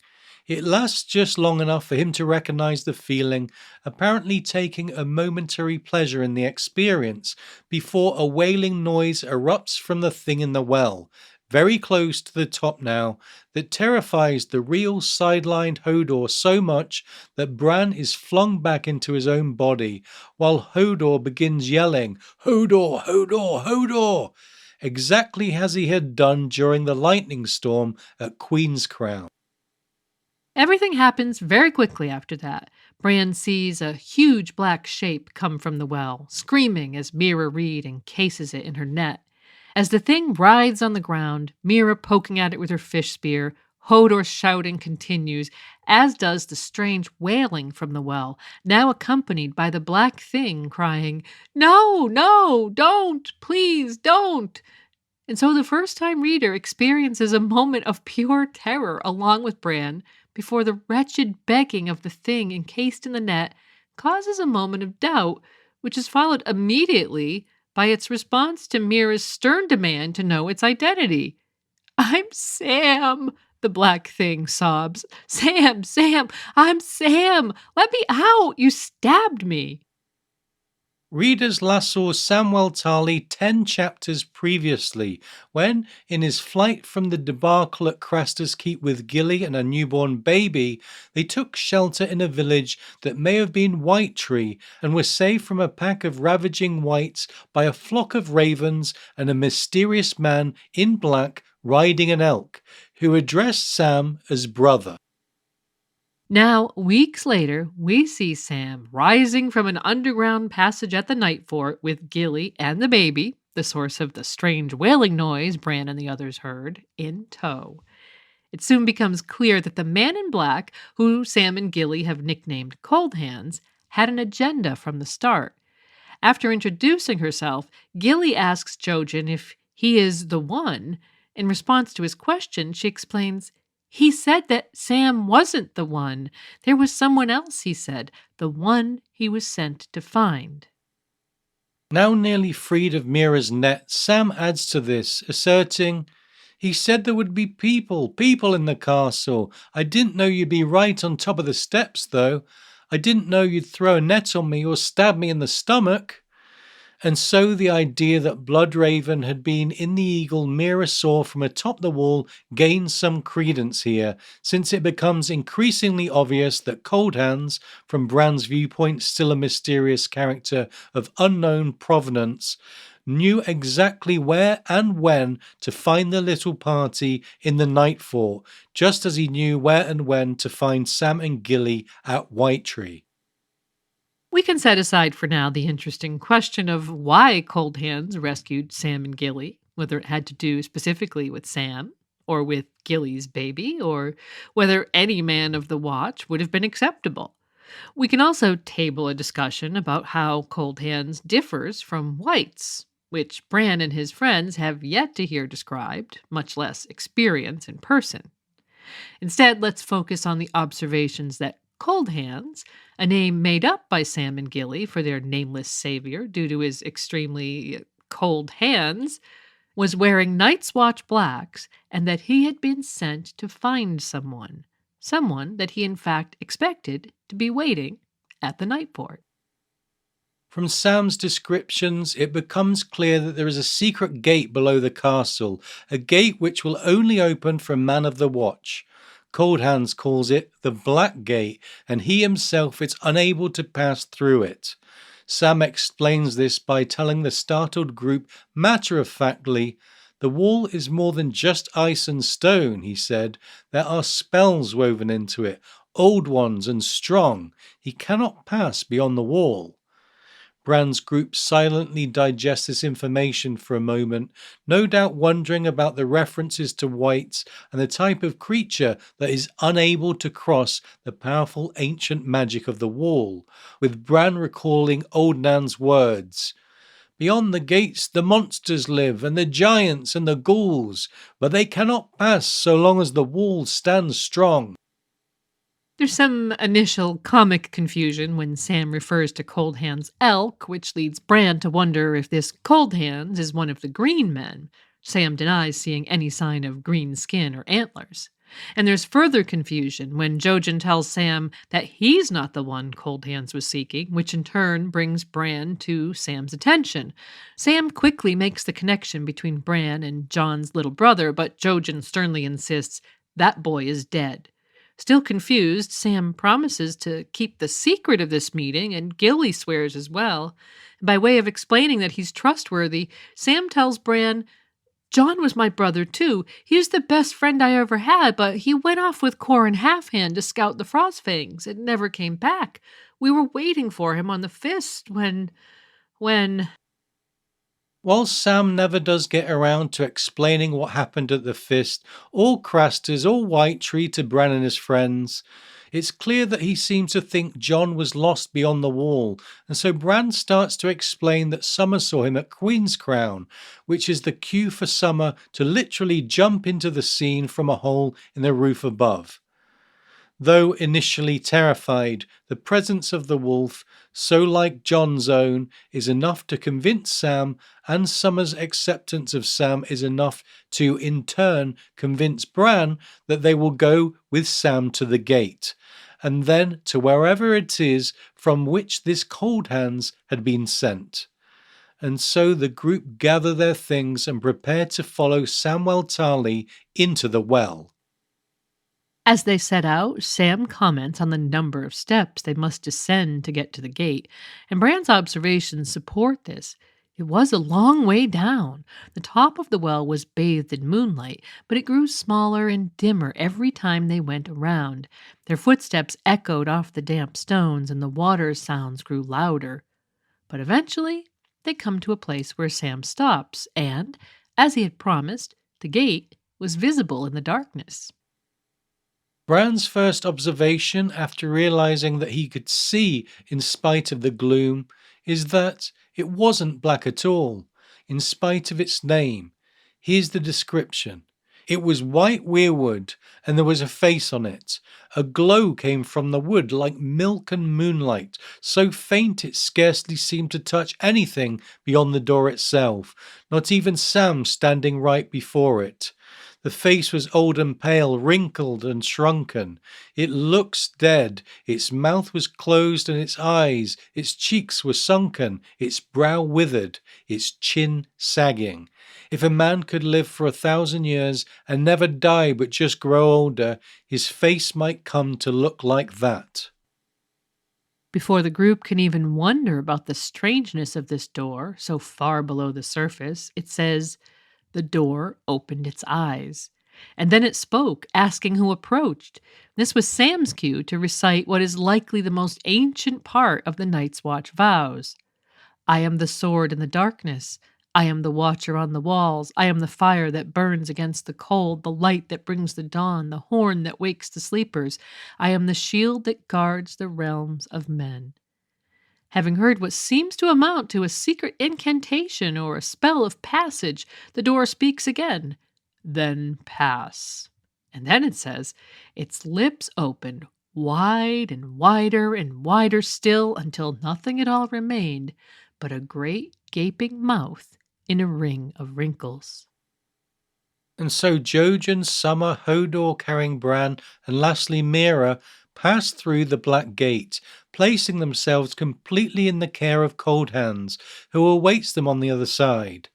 All the group know is that their guide is a creature who is unable to cross the wall himself, but who has purportedly been sent for the express purpose of accompanying Bran somewhere. But on the strength of Sam's story combined with Jojen's dreams, the group must trust that this is the passage the three-eyed crow had promised them, and that somewhere in the north he awaits them. So ends Bran's A Storm of Swords arc, and readers will not see him again until A Dance with Dragons, with no Bran chapters appearing in A Feast for Crows. Up next, we'll catch up with Bran in the 4th chapter of A Dance with Dragons, set many weeks later in the Haunted Forest, in the midst of what has become a nightmare journey through unending cold and snow. Are we there yet? Bran never said the words aloud, but they were often on his lips as their ragged company trudged through groves of ancient oaks and towering grey-green sentinels, past gloomy soldier pines and bare brown chestnut trees. Are we near? The boy would wonder as Hodor clambered up a stony slope or descended into some dark crevice where drifts of dirty snow cracked beneath his feet. How much farther, he would think, as the great elk splashed across a half-frozen stream. How much longer? It's so cold. Where is the three-eyed crow? Bran's first chapter in A Dance with Dragons opens with the group north of the Wall traveling through the Haunted Forest with their new guide. It's been weeks since the crossing at the Night Fort, and from Bran's description, it seems like their routine has become one of silent and solemn endurance, with Bran thinking, there was a stillness to this wood like nothing he had ever known before. It also says that Bran has been spending a lot of time in Summer's skin, mostly out of boredom, as Summer had a better perspective on the surroundings than the boy in the basket on Hodor's back. And speaking of Hodor, we're also told that when he was tired of being a wolf, Bran would sometimes slip into Hodor's skin. Bran would feel him whimper and resist, and occasionally taste the fear in his mouth. Nonetheless, Bran justifies his actions by telling himself, he knows it's me, he's used to me by now. It's clear from the phrasing that George uses that Bran is aware that he's causing his faithful servant no small amount of distress, and notably, he continues to do it out of boredom. Where in previous incidents that we've discussed, he slipped into Hodor's skin by accident at Queen's Crown, or out of what he saw as necessity, protecting his friends at the Night Fort, now he's forcing his way into Hodor's mind simply because he's tired of the alternative. And while the change in circumstances combined with the author's tone is likely enough on its own to make the reader uncomfortable with this development, we should also note that A Dance with Dragons is the volume where we get the skin changer perspective in the Varamir prologue and learn that taking the skin of a man is the greatest taboo of skin changers. So there's some clear messaging here that, innocent child though he may be, Bran is straying into dark territory, which serves to underscore the desperate need for him to reach someone who can teach him to use his gift properly. At the same time, we see that Bran has become ever more comfortable with his connection with Summer, thinking, I am him and he is me. He feels what I feel. And perhaps it's this connection that leads him to instinctively understand the connection that exists between their guide, Cold Hands, and the ravens that are the only other living creatures the little band see in the forest. Bran still hasn't figured out what Cold Hands is, noting that he was grim and silent, and that Summer did not like the way he smelled. Dead meat, dry blood, a faint whiff of rot, and cold, cold all over. And it seems clear that he could understand the ravens that were his constant companions, now riding on the elk's antlers, now flying off, and then returning to quawk and squawk their news of dangers ahead and behind, as they do in this moment when we see Cold Hands jump off the elk, saying there were foe behind them. Bran is aware that there are wolves nearby, but Cold Hands insists that this danger is not from wolves, but from men, and that he will deal with it. In spite of Mirror's offer to accompany him, Cold Hands insists that the four must continue ahead with Summer and the elk, and gives them explicit directions to a fishing village on a lake to their north. When Jojen speaks up in agreement, Cold Hands slips away with several ravens in attendance, and the little group continues on. This part of the journey seems to mark the first time that Bran and the Reeds have been able to discuss Cold Hands outside of his hearing. Mira expresses her strong reservations about his guidance and his identity. She points out that in addition to his unnerving black hands, he persists in hiding his face, never eats and never sleeps. She's worried about what he is and what his intentions are, and is likely having major second thoughts about putting their trust in this being whose only recommendation seems to have come from someone they also don't know, Sam Tarly, and who in any case barely knew anything about Cold Hands himself, save that he was seeking Bran and needed Sam's assistance to get him through the wall. And when Bran realizes he's never seen Cold Hand's breath, an anomaly in this place where it is always cold and the breath of others puffs out in front of their faces and freezes on their beards and scarves, he thinks uncomfortably about Old Nan's stories about the lands they were traveling through. Beyond the wall the monsters live, the giants and the ghouls, the stalking shadows and the dead that walk, she would say, tucking him in beneath his scratchy woolen blanket. But they cannot pass so long as the wall stands strong and the men of the Night's Watch are true. So go to sleep, my little Brandon, my baby boy, and dream sweet dreams. There are no monsters here. Here, of course, was Winterfell, and there were now many weeks and many long leagues from there. Nonetheless, their anxieties, though they had merit, could not be allowed to control their destiny. As Jojen says weekly when his sister demands to know how long they must blindly follow this ranger until we get there. And so they continue to follow his directions, and when it starts to look like they might not find the village before dusk settles in, Bran slips into Summer's skin to do a bit of scouting. Summer's assistance proves invaluable, and they do find the place the ranger had directed them to. Once they get under cover inside a snow-buried long hall, and, sensing his hunger, Bran releases Summer to hunt. The humans are starving, though, and haven't eaten in days. With nothing but acorns and melted ice for his own supper, Bran tries to sleep, but soon finds himself inside Summer. His first observation is, the night was rank with the smell of blood. And immediately after, a kill, not far. The the flesh would still be warm. Slaver ran between his teeth as the hunger woke inside him. Not elk, not deer, not this. So the direwolf, or perhaps the boy inside him, senses something wrong with the smell that's tempting this hunger. We get a handful of clues when Summer tries to follow the scent, loses it, and then locates it again. It says, soon enough the scent of blood was back, but now there were other smells. Piss and dead skins, bird shit, feathers, and wolf, wolf, wolf. Piss and dead skins indicate men, and frightened men at that. Bird shit and feathers, a light clear clue that Cold Hands' ravens are nearby, but the distinct smells of the three wolves take center stage as Summer realizes he's going to have to fight for his supper. His first sight of the three wolves immediately confirms for the reader what Summer had been smelling, as it says the female was chewing on a leather boot that still had half a leg in it, but let it fall at his approach. But we barely have time to register that before the other two wolves are described. In addition to the female, Summer sees the leader of the pack, an old male with a grizzled white muzzle and a blind eye, and a younger male.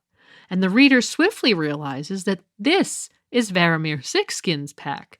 One Eye, the oldest of his three, the biggest, the fiercest. Stalker, leaner, quicker, younger. Sly, more cunning.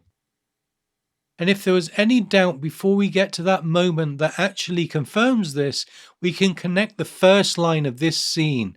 The night was rank with the smell of blood, with the first line of the Varamir chapter. The night was rank with the smell of man. And remember that since there are only 3 chapters between the Varamir prologue and Bran 1 in Dance, a connection in the reader's mind is almost certain. The rest of the scene plays out very quickly and with 2 major reveals within it. First is that the dead are men and that there had been 5 of them, and we'll get back to the clues to their identity shortly. The second reveal is that, yes, this is Varamir's pack, and when Summer, with Bran inside him, faces off with the leader One Eye, the remnants of the human skin changer within the old wolf recognizes the direwolf for what he is, Warg. In spite of One Eye's lack of fear, being twice his size, Summer is able to best the old wolf easily, after which the female and the second male submit to him, leaving Summer to eat his fill of the dead before the others could eat. Summer thinks they were his now, they were pack. But from inside, Bran reminded him, no, we have another pack. Lady's dead and maybe Grey Wind too, but somewhere there's still Shaggy Dog and Nymeria and Ghost. Remember Ghost? Singling out Ghost is interesting, since he's the one that was, for some time at least, on the same side of the wall as Summer, and whom Summer could likely sense until he rejoined Jon at Castle Black mere days before this chapter takes place. We never get anything other than this hint that Summer had sensed Ghost, but since we know that he was always aware of the pack previously, it seems highly likely that even if the wall was blocking his senses of his siblings that remained south of the wall, he would sense Ghost when they were both to the north. Getting back to the wrongness Bran had sensed when Summer first became aware of the dead and the wolves, we have to assume it was the fact that these were men that led him to think not this. And while Varamir Sixskins had shown himself to be perfectly willing to eat of the flesh of men while in his wolf skin, he did so in explicit violation of his mentor's rules of skin changing. To eat of human meat was abomination, to mate as wolf with wolf was abomination, and to seize the body of another man was the worst abomination of all. We've mentioned this a few times now in relation to Bran slipping into Hodor's skin, but here we see Bran in Summer violating another of Hagen's rules. Varamir himself almost gleefully violated every one of these taboos as soon as his mentor was dead, and in spite of the fact that we see Bran crossing the line unknowingly, we have to wonder where this parallel is taking us. Regardless of any taboo, either known or unknown, Summer ate of the prey he had won, and through his observation of the men, we're able to draw some conclusions of our own. Bran has already realized that the men were Night's Watch, and from the condition of the corpses, not to mention the smells of bird shit and feathers that he notices, it becomes clear that the ravens who sat watching in the trees above had almost certainly played a role in their deaths. As for their identity, one detail about one of the victims places the identities of these men in the category of something the reader knows, but Bran does not. He was, quote, a faceless thing who clutched black iron in one hand. His other hand was missing, severed at the wrist, the stump bound up in leather. The dead man is none other than Ollo Lophand, one of the Night's Watch deserters who was last seen during the mutiny at Craster's Keep. In fact, it was Ollo who killed Lord Commander Mormont with a knife to the belly after Dirk had murdered Craster. Although numerous mutineers had remained at Craster's when Sam and others fled for the wall, we shouldn't forget what Gilly's mother had told Sam before they left about the others. They'll be here soon. And so we assume that this group of 5 were surviving mutineers who fled the keep when the others and their undead servants arrived looking for Gilly's son. And of course, it was that search that led to Sam and Gilly being rescued from a group of whites by Cold Hands, and in turn brought Bran and his friends together with the Eerie Ranger. Speaking of whom, even as Summer devours the dead watchman, Bran is brought back to the Long Hall leagues to the north by a feeling of warmth and the smell of roasting meat. Rousing himself, he finds Mira Reed turning a piece of raw meat over a fire. She tells him, "You almost slept through supper. The ranger found a sow." While it's not clear that Bran makes the connection, because as we'll see he's immediately confrontational with Cold Hands, we can point to one more detail from Sam's viewpoint chapter on the mutiny at Craster's that makes it clear to the reader at least that Bran and his companions are unwittingly violating one of the oldest taboos in human society. In the A Storm of Swords chapter, when the Rangers burn their dead brother Bannon at Craster's, it says, "His burning brother smelled so much like roast pork that Sam's mouth began to water." Of course, Dolorous Ed is on hand to make a joke of the situation, but the point is made. Roasting human flesh smells like pork.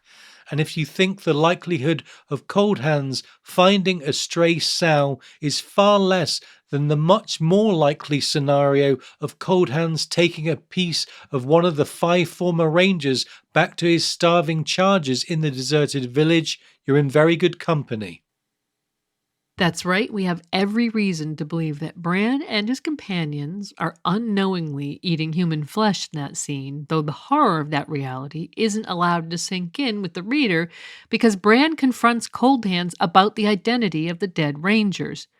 "You killed them! You and the ravens! Their faces were all torn and their eyes were gone. They were your brothers! I saw the wolves had ripped their clothes up, but I could still tell. Their cloaks were black, like your hands. Who are you? Why are your hands black?" Cold Hands' response to Bran's accusation is both matter-of-fact and horror-inducing. Once the heart has ceased to beat, a man's blood runs down into his extremities where it thickens and congeals. His hands and feet swell up and turn as black as pudding. The rest of him becomes as white as milk.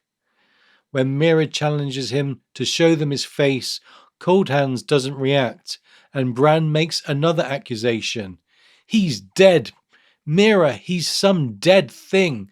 The monsters cannot pass so long as the wall stands, and the men of the Night's Watch stay true. That's what old Nan used to say. He came to meet us at the wall, but he could not pass. He sent Sam instead with that wildling girl." Bran is putting the pieces together, but it's Mira who asks the question that really matters. Who sent you? Cold Hand's response gives the three-eyed crow a new identity. A friend, dreamer, wizard, call him what you will.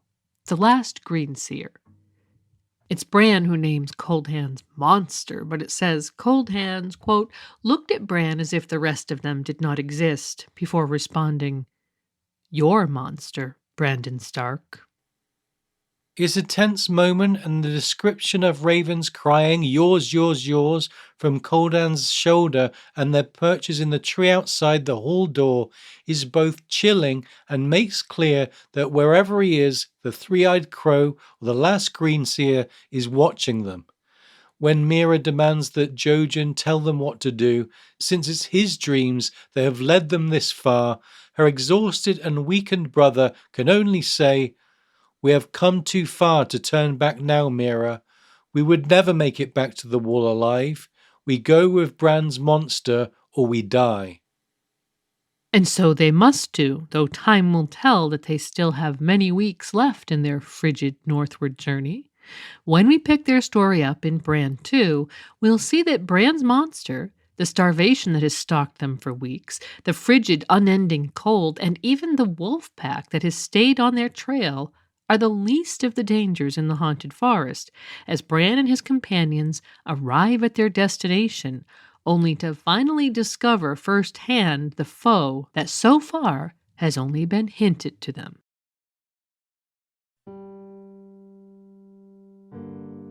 "Wolves are the least of our woes," said Cold Hands. "We have to climb. It will be dark soon. You would do well to be inside before night comes. Your warmth will draw them." When Sam, Tarly, and Gilly came through the Black Gate at the Night Fort, they tried to describe their guide to Bran and his friends.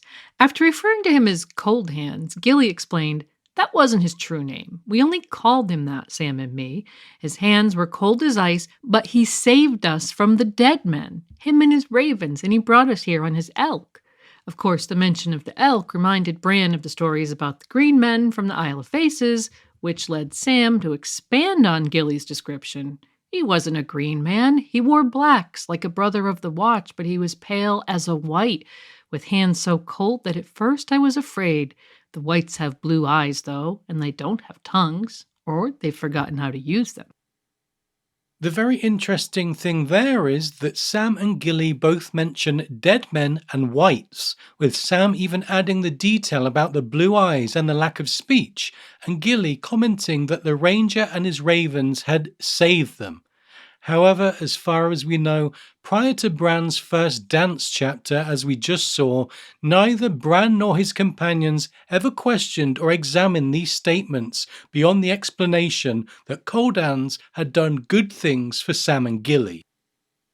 Yeah, and so it seems that Bran and his companions have literally no idea about the great danger that stalks the haunted forest, neither the presence of White Walkers, which Sam could have certainly attested to, nor their undead servants, which both Sam and Gilly mentioned to no apparent curiosity from the others.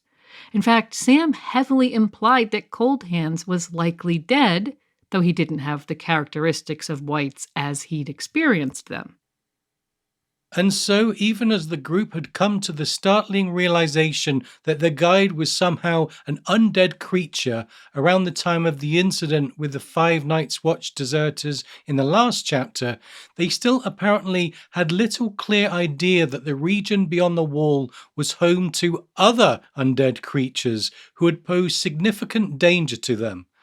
Thus, when they arrive within sight of their apparent destination and Coldan says, "They are here," it's not entirely clear that Bran and the Reeds know who they are. For his part, Cold Hands seems unnerved by the fact that he can sense danger, but cannot see it. When Bran points out the pristine nature of the snow that separates the group from the cleft in the rocky hillside 1,000 yards above them that, according to the ranger, represents safety for the travelers, Cold Hands replies, "The White Walkers go lightly on the snow. You'll find no prints to mark their passage." The nature of the danger they're in spite of being so close to their destination, must really start to sink in at this point, although Bran tries to remain optimistic, in spite of the fact that they're all weakened and nearly starving, especially Jojen, who can no longer walk on his own and, like Bran, is now being carried. And so, with no real choice in the matter, Bran and Hodor and Summer begin to follow Cold Hands up the snow-covered hillside, with Mira keeping to the rear to help her brother. With 80 yards to go, it says Summer stopped and, quote, turned his head, sniffed the air, then snarled and began to back away. Bran senses what Summer senses, something bad, something close, and tries to get Hodor to stop, but with the end in sight, Hodor stubbornly keeps walking. Another 20 yards, and Bran spies fire in the opening above them and tries to point it out to his companions, but just then it says Hodor screamed, he twisted, stumbled, fell. And with that, the true horror of what's waiting for them on the hillside becomes clear as, quote, the white came bursting from beneath the snow. The ensuing struggle between Hodor and the dead thing caused Bran to fall out of his basket, and before he knows it, he, Hodor, and Cold Hands are fending off violent attacks from dead creatures too numerous to count. Bran has time to notice some wore blacks, some ragged skins, some nothing. All of them had pale flesh and black hands. Their eyes glowed like pale blue stars. Before the one attacking him, all in black, is violently torn to bits by Summer. Now just 50 yards from the cave opening, Bran resolves to crawl the remaining distance, but the sound of a whimpering Hodor from downslope, combined with the knowledge that somewhere behind him are Mira and Jojen, leads to Bran leaving his own body. It says, suddenly he was Hodor, halfway down the hill, with the white raking at his eyes. Roaring, he came lurching to his feet, throwing the thing violently aside. It went to one knee, began to rise again. Bran ripped Hodor's longsword from his belt. Deep inside, he could hear poor Hodor whimpering still, but outside he was 7 feet of fury with old iron in his hand. He raised the sword and brought it down upon the dead man, grunting as the blade sheared through wet wool and rusted mail and rotted leather, biting deep into the bones and flesh beneath. Hodor! He bellowed and slashed again.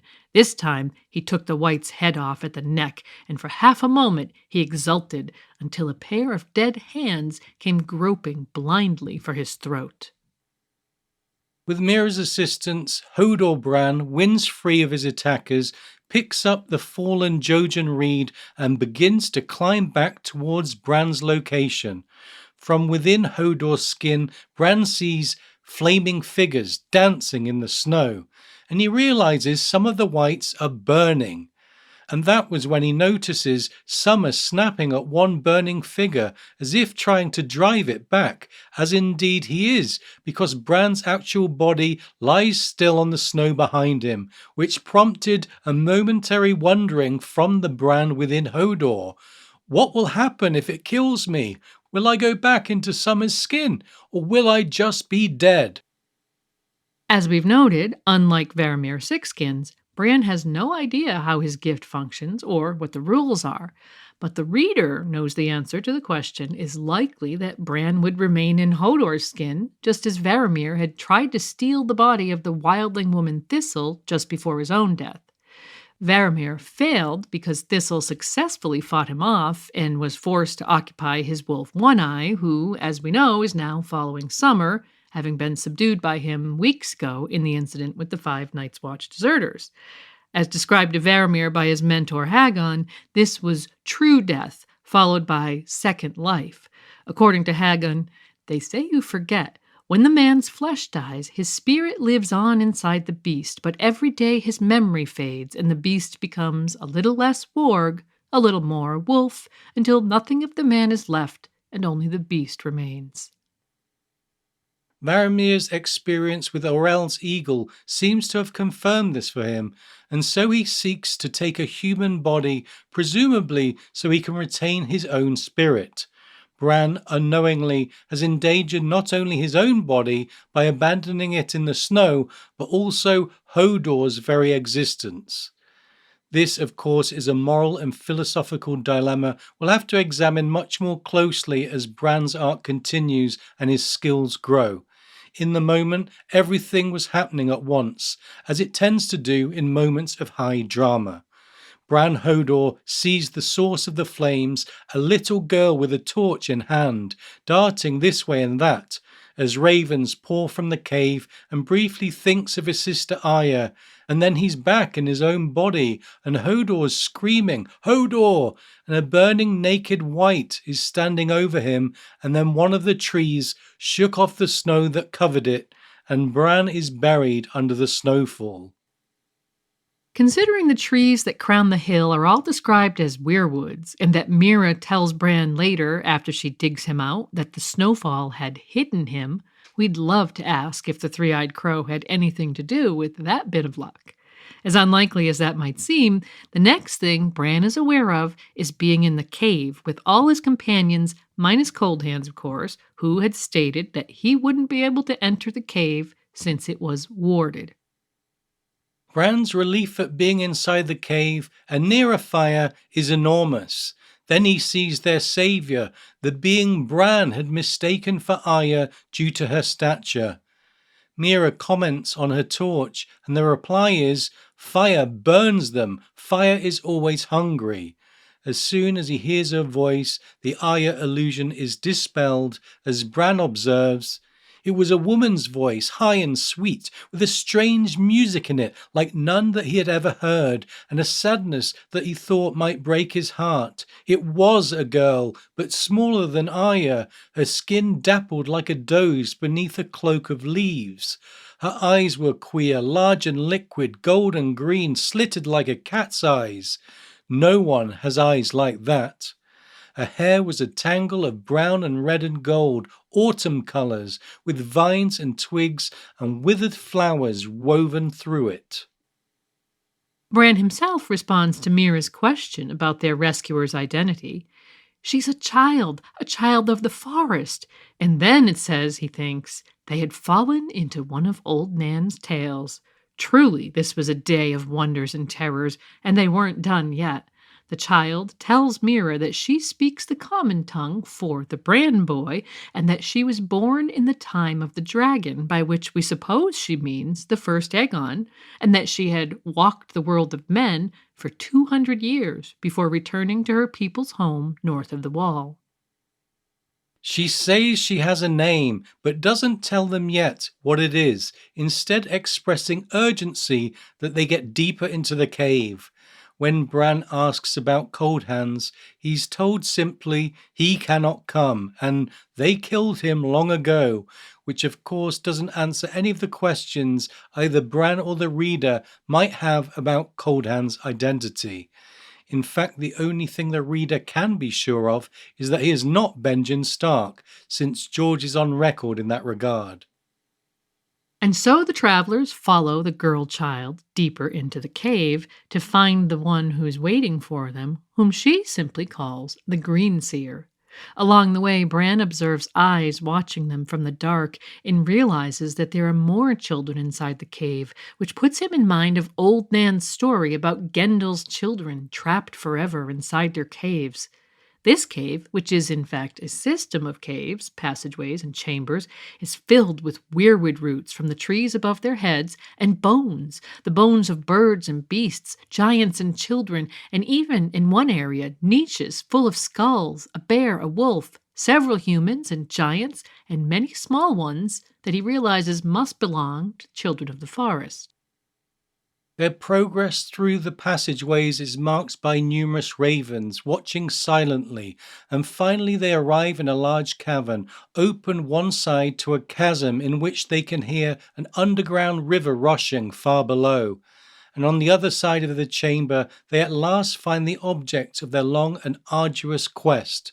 It says, "Before them, a pale lord in ebon finery sat dreaming in a tangled nest of roots, a woven weirwood throne that embraced his withered limbs as a mother does a child.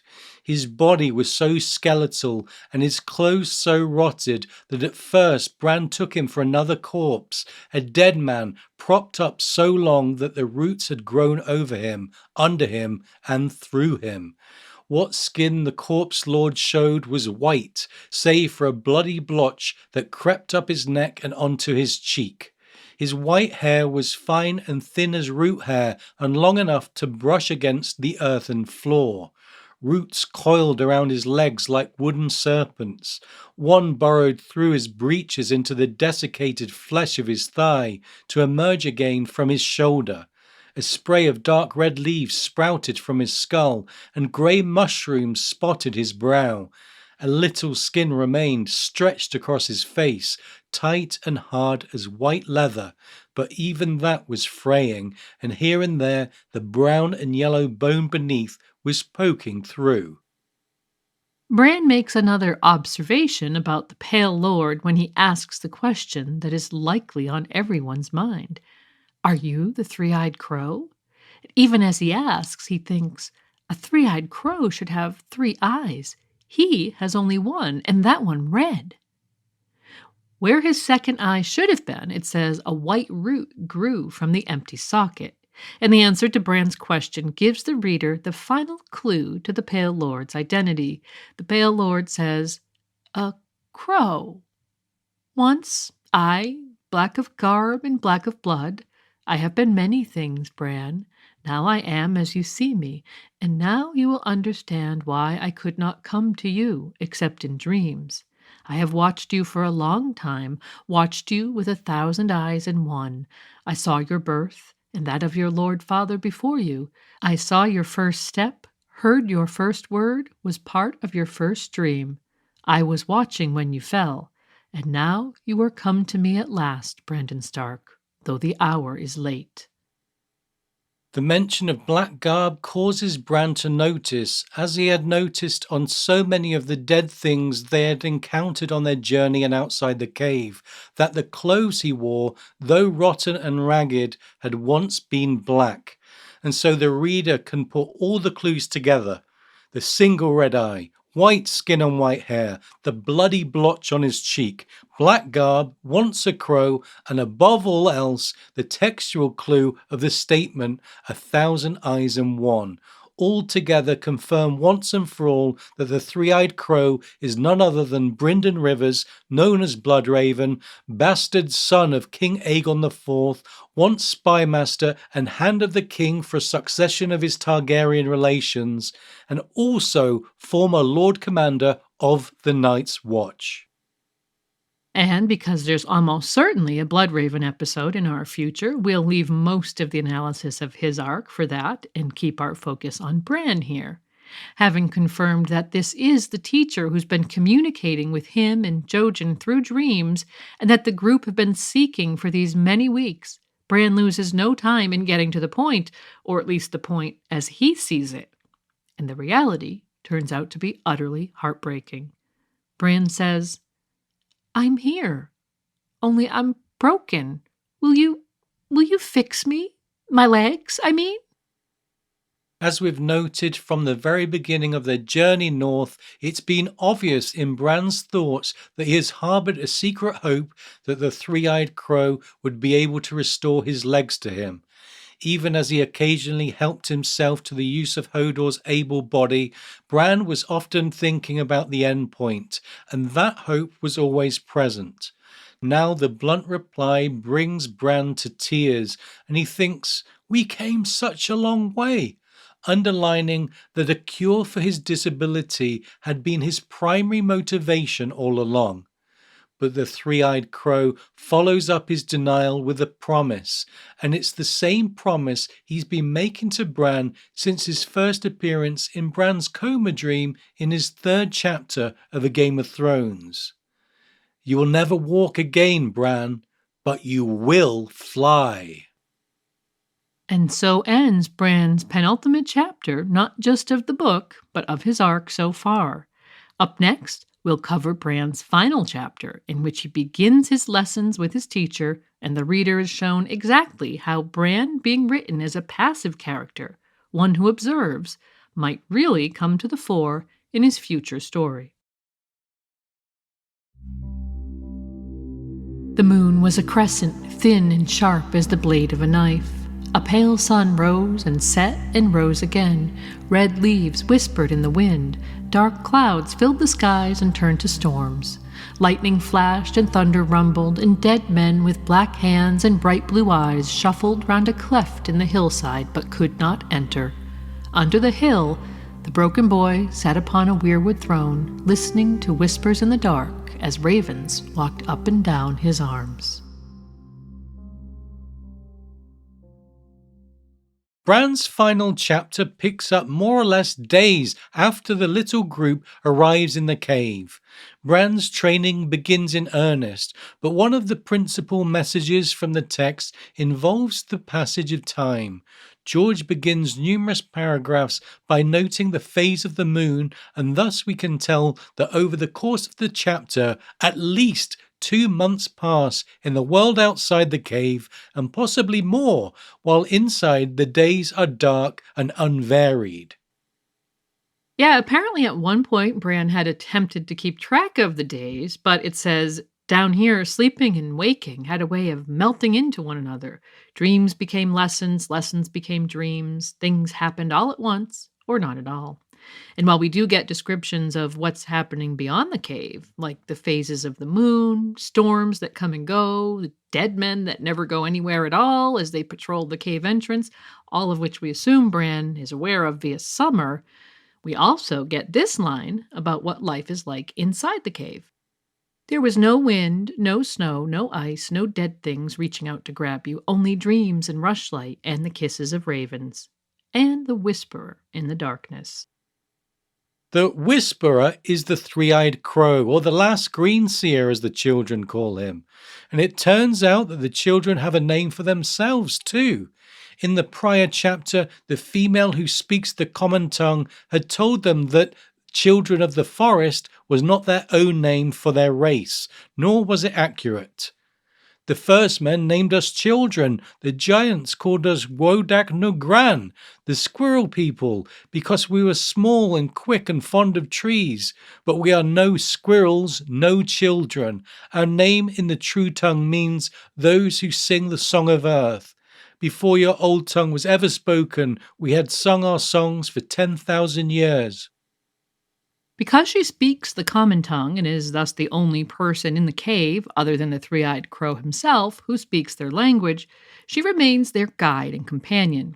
It's Mira who dubs her Leaf, and they also come up with names in their own tongue for other singers, names like Ash and Scales and Snowy Locks.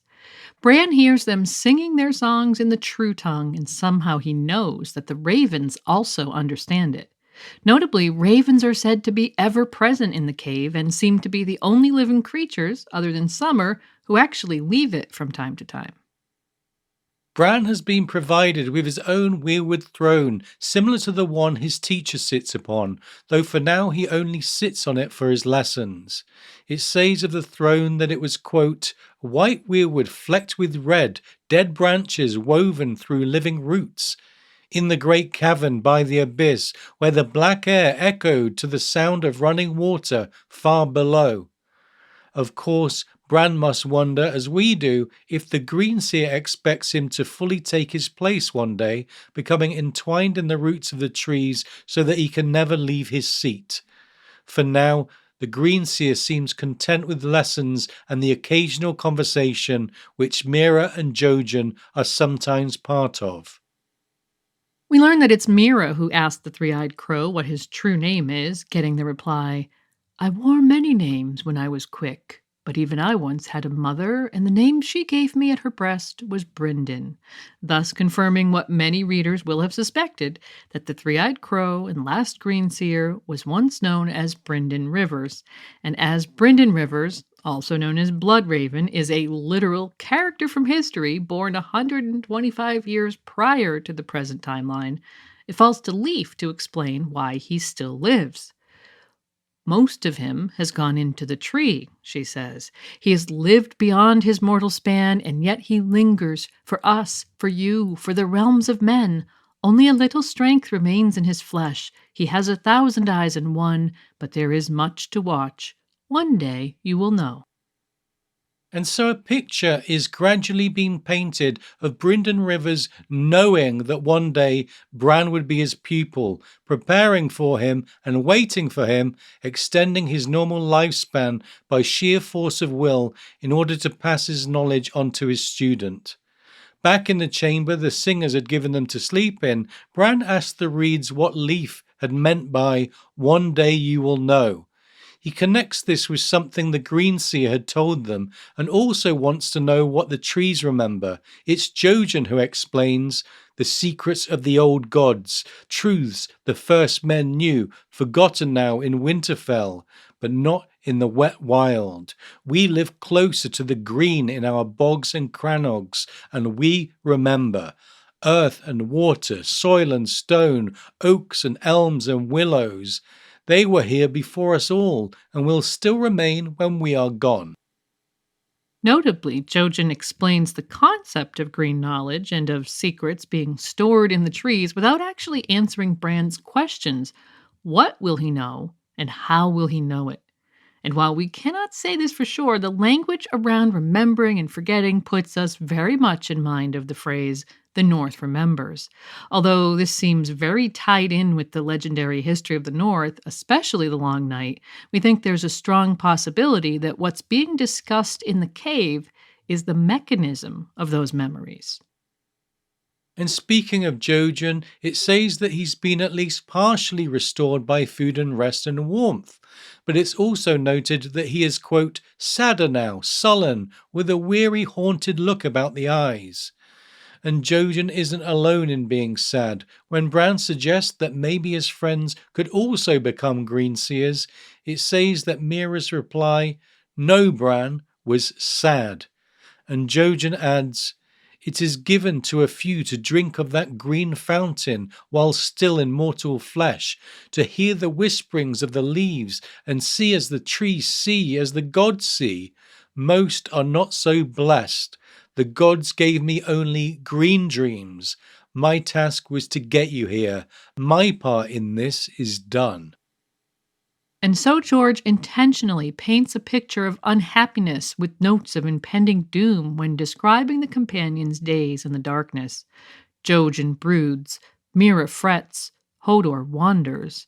These things combine with Bran's lessons, his throne, and Leaf's cryptic remark about one day to give the reader a sense that there will be no going back for Bran or his friends, that the cave is more terminus than way station, and that perhaps Bran had been brought here to replace the three-eyed crow rather than to simply be instructed by him.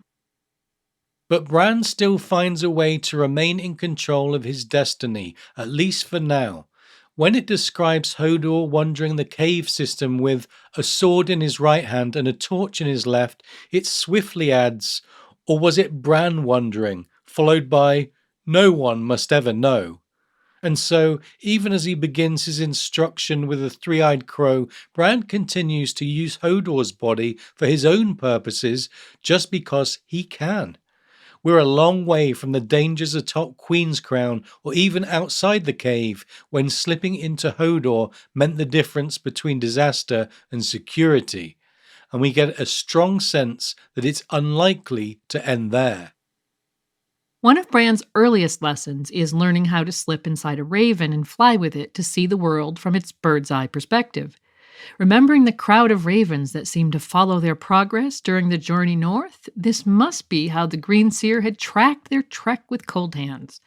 Once, while inside the skin of a raven, it says Bran sensed a presence and asked his teacher about it. The reply was, "A woman of those who sing the song of the earth. Long dead, yet a part of her remains, just as a part of you would remain in summer if your boy's flesh were to die upon the morrow. A shadow on the soul. She will not harm you." Bran is fascinated by this and wants to know if all the birds have singers inside them, and confirming something old Nan had once hinted at, Lord Brynden tells him yes, explaining, "It was the singers who taught the first men to send messages by raven, but in those days the birds would speak the words. The trees remember, but men forget, and so now they write the messages on parchment and tie them round the feet of birds who have never shed their skin." Thinking about Old Nan reminds Bran of his siblings, and he feels very certain that he'd be able to teach this skill to every one of them. Then he thinks, we could all be ravens and live in Maester Luwin's rookery. And while he's probably correct, given that George has confirmed that all the Stark siblings are skin changers, in the moment Bran thinks this is a silly dream. In fact, it says that there were days when Bran wondered if the whole experience of the cave wasn't a dream, and that he'd sometimes try to wake himself up by pinching his own arm. All he ever got from that was bruises, though. Learning how to fly inside a raven was quite liberating, but Bran's body remained in the dark cave. But there was a lesson in that too. His teacher tells him, "Never fear the darkness, Bran. The strongest trees are rooted in the dark places of the earth. Darkness will be your cloak, your shield, your mother's milk. Darkness will make you strong." Throughout his arc, we've seen Bran as the recipient of profound advice from his father, from companions like Luwin, Osha, Mira, and Jojen, and now the last greenseer is adding his own wisdom. And one day, many weeks into his instruction, Bran learns what it means to be a greenseer. Lord Brinton tells him only 1 man in 1,000 is born a skin changer, and only 1 skin changer in 1,000 can be a greenseer. Bran wonders if greenseers are the children's wizards, and his teacher elaborates, in a sense, those you call the children of the forest have eyes as golden as the sun, but once in a great while one is born amongst them with eyes as red as blood, or green as the moss on a tree in the heart of the forest. By these signs do the gods mark those they have chosen to receive the gift.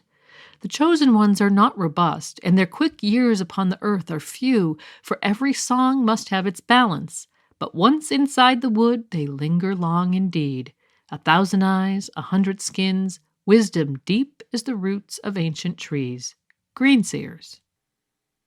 Bran is still struggling with the concepts of memories being in trees and of people going into the trees, and so he asks his friends to explain. It's a mark of how much he's come to view Jojen Reed as a mentor that he brings this question to him, and Jojen tries to answer with a metaphor. A reader lives 1,000 lives before he dies. The man who never reads lives only one. The singers of the forest had no books, no ink, no parchment, no written language. Instead, they had the trees, and the weirwoods above all. When they died, they went into the wood, into leaf and limb and root, and the trees remembered. All their songs and spells, their histories and prayers, everything they knew about this world. Maesters will tell you that the weirwoods are sacred to the old gods. The singers believe they are the old gods. When singers die, they become part of that godhood. This would seem to place the religion of the old gods on the spectrum of animistic religions who believe in a variety of possibilities for the afterlife, including that after death, one's spirit becomes one with the natural world, so that the spirit energy can sustain other life forms. When put that way, this might not seem terribly threatening to us, but Bran makes a series of connections with everything he's been told about his teacher, especially how he will know these things firsthand one day, and adding Jojen's comment about death leads him to an alarming conclusion. They're going to kill me? It's Mira who swiftly reassures her young friend and gently rebukes her brother. "Jojen, you're scaring him."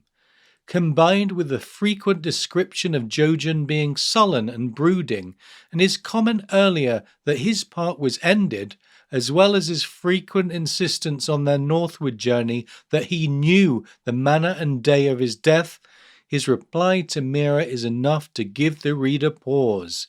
He is not the one who needs to be afraid. Yeah, Jojen had steadfastly refused to give in to fear or uncertainty during their entire ordeal of traveling on foot from Winterfell to this cave in the far north. He was always the one who was sure of success and had complete faith in their, for lack of a better term, spirit guide. Now he seems to have given up and speaks of being done and afraid. And so with Jojen, we also begin to be afraid. Now that his instruction has begun, Bran seems to seek Summer's skin less than he did before, but he's still aware of Summer when he's outside the cave, hunting with the three wolves who have become his new pack. Through Summer's eyes, we see the dead outside the cave, growing from a group of dead men to a much bigger group that now includes other dead things, more humans, including children, dead ravens, and even a dead snow bear. Yeah, whereas previously many of the dead men were clearly former Night's Watchmen, likely men caught fleeing the Fist of the First Men and Craster's Keep, the inclusion of women and children now hints that many of the wildlings who fled the defeat at Castle Black must have come to a grim end. And speaking of the Fist, the dead snow bear reminds us of the one who killed Thorin Smallwood there all those months ago. And of course, Skin Changer Varamir Sixskins also had a snow bear whom he lost control of and who was subsequently killed by a wildling spear at the Battle of Castle Black. It's possible the one Bran sees through Summer's eyes could be either one of those previously mentioned bears, although it could just as easily be a completely different dead snow bear. Bran has a purpose in the cave. Occasionally, through Summer's or a raven's eyes, he also has ways to mark the passage of time. But it's very difficult for his friends to find ways to pass those trackless days. And so, even though Leaf warned him against wandering too far, one day Mira and Jojen announced they're going to go down the chasm to see the underground river. When Bran says that he wants to go, it says Mira was mournful when she told him he couldn't, citing the steep slopes and the need to use a rope to make the final descent. As usual, when climbing's involved, Bran remembers his own climbing days and is devastated to be reminded that those days are over. Or are they? As soon as the reeds set out, it says he slips into Hodor's skin and goes after them. We've been keeping track of the evolution of Bran using Hodor's body, from accidental to intentional, from necessity to amusement. Here we get to see the effect Bran's invasions are having on his servant. It says, the big stable boy no longer fought him as he had that first time back in the lake tower during the storm. Like a dog who's had all the fight whipped out of him, Hodor would curl up and hide whenever Bran reached out for him. His hiding place was somewhere deep within him, a pit where not even Bran could touch him. No one wants to hurt you, Hodor, he said silently to the child man whose flesh he'd taken. I just want to be strong again for a while. I'll give it back, the way I always do. In spite of Bran saying those reassuring words, there's a profound sadness in that description of Hodor being a whipped dog hiding in a deep pit. Bran is aware that he's frightening Hodor and even thinks about his reason for doing so. I just want to be strong again, while simultaneously acknowledging that this has become a regular occurrence rather than a one-off event. I'll give it back the way I always do. The author is building this up as a plot point that is going somewhere, and it feels like it's going to a place that's grim and dark and sorrowful. Sure enough, Bran continues on other occasions to explore the cave wearing Hodor's skin, even finding an entire chamber full of singers, every one of them seated on a weirwood throne with roots weaving in and out of their bodies. Remarkably, neither these singers nor his teacher ever seem to sense that Bran is inside the giant stable boy, and so we see that Bran's successfully hiding what he's doing from Lord Brynden, and we wonder what might happen if he's exposed. Speaking of his teacher, the greenseer is described as half corpse and half tree, and it says that the sight of him frightens Bran. The weirwood roots snaking in and out of his withered flesh, the mushrooms sprouting from his cheeks, the white wooden worm that grew from the socket where one eye had been. Besides being frightened, Bran is filled with dread at the idea of becoming like him and thinks woefully of his lost dream of being a knight, a dream finally killed by the three-eyed crow's inability to fix his legs. In the meantime, it says that Jojen Reed grew even more sullen and solitary, much to Mira's distress, and took to wandering the caves alone, or sometimes even going up to sit in the cave entrance if the sun was shining. Mira is spending more time with Bran in summer and one day tells Bran that her brother wants to go home. She adds, he will not even try and fight his fate. He says the green dreams do not lie. Bran thinks Jojen is being brave in the face of his fate, but Mira thinks he's being stupid and stubborn. When she starts to cry, Bran thinks about hugging her, but the distance between them is too great given his useless legs, and even though it makes him feel strange, he's considering slipping into Hodor's skin to hug her when she jumps up and runs from the chamber. And so the days wear on until one day Lord Brynden tells Bran, it is time. Filled with apprehension, Bran asks what he means. His teacher replies, for the next step, for you to go beyond skin changing and learn what it means to be a greenseer. Then Leaf and Snowy Locks bring forth a weirwood bowl containing, quote, a white paste thick and heavy with dark red veins running through it. Bran thinks uneasily that the dark red veins remind him of blood, and remember that weirwood sap has been repeatedly compared to blood throughout the story since the very first book. What we think is going on here is something that has been implied throughout this chapter, that greenseers literally become one with the weirwoods, mingling both their bodies and their spirits with the physical trees. Added to this, the rumours of human sacrifice being done in front of the sacred trees. Stay tuned for more on this, and there's every reason to believe that weirwood sap is a very close analogue to, perhaps even containing elements of, actual blood. But we do not in fact think that this bowl of goo has anything to do with Jojen or the mysterious and tragic fate he seems so resigned to. Yeah, while it's true that Mira and Jojen aren't seen on page again after the paste, that's likely because the rest of the chapter all takes place in a matter of hours, with Leaf reassuring Bran that the trees will teach him. He does as he's instructed and eats the paste, so evocative of human blood, wondering aloud if it will make him a greenseer. Lord Brynden tells him that his own blood makes him a greenseer, and that the paste merely helps awaken your gifts and wed you to the trees. Although he's not so sure he likes the sound of being wed to a tree, Bran does as he's told and slips his skin, focusing on the roots of the tree above him. What happens next is truly remarkable and reveals much and more about the true nature of what many call the Weirwood Network. Saying, follow them up through the earth to the trees upon the hill and tell me what you see, it seems like Brynden expects Bran to follow the roots up into the trees above their heads. Instead, Bran finds himself in the Winterfell godswood looking at his father. Here's the scene he sees. Lord Eddard Stark sat upon a rock beside the deep black pool in the godswood, the pale roots of the heart tree twisting around him like an old man's gnarled arms. The great sword Ice lay across Lord Eddard's lap, and he was cleaning the blade with an oilcloth.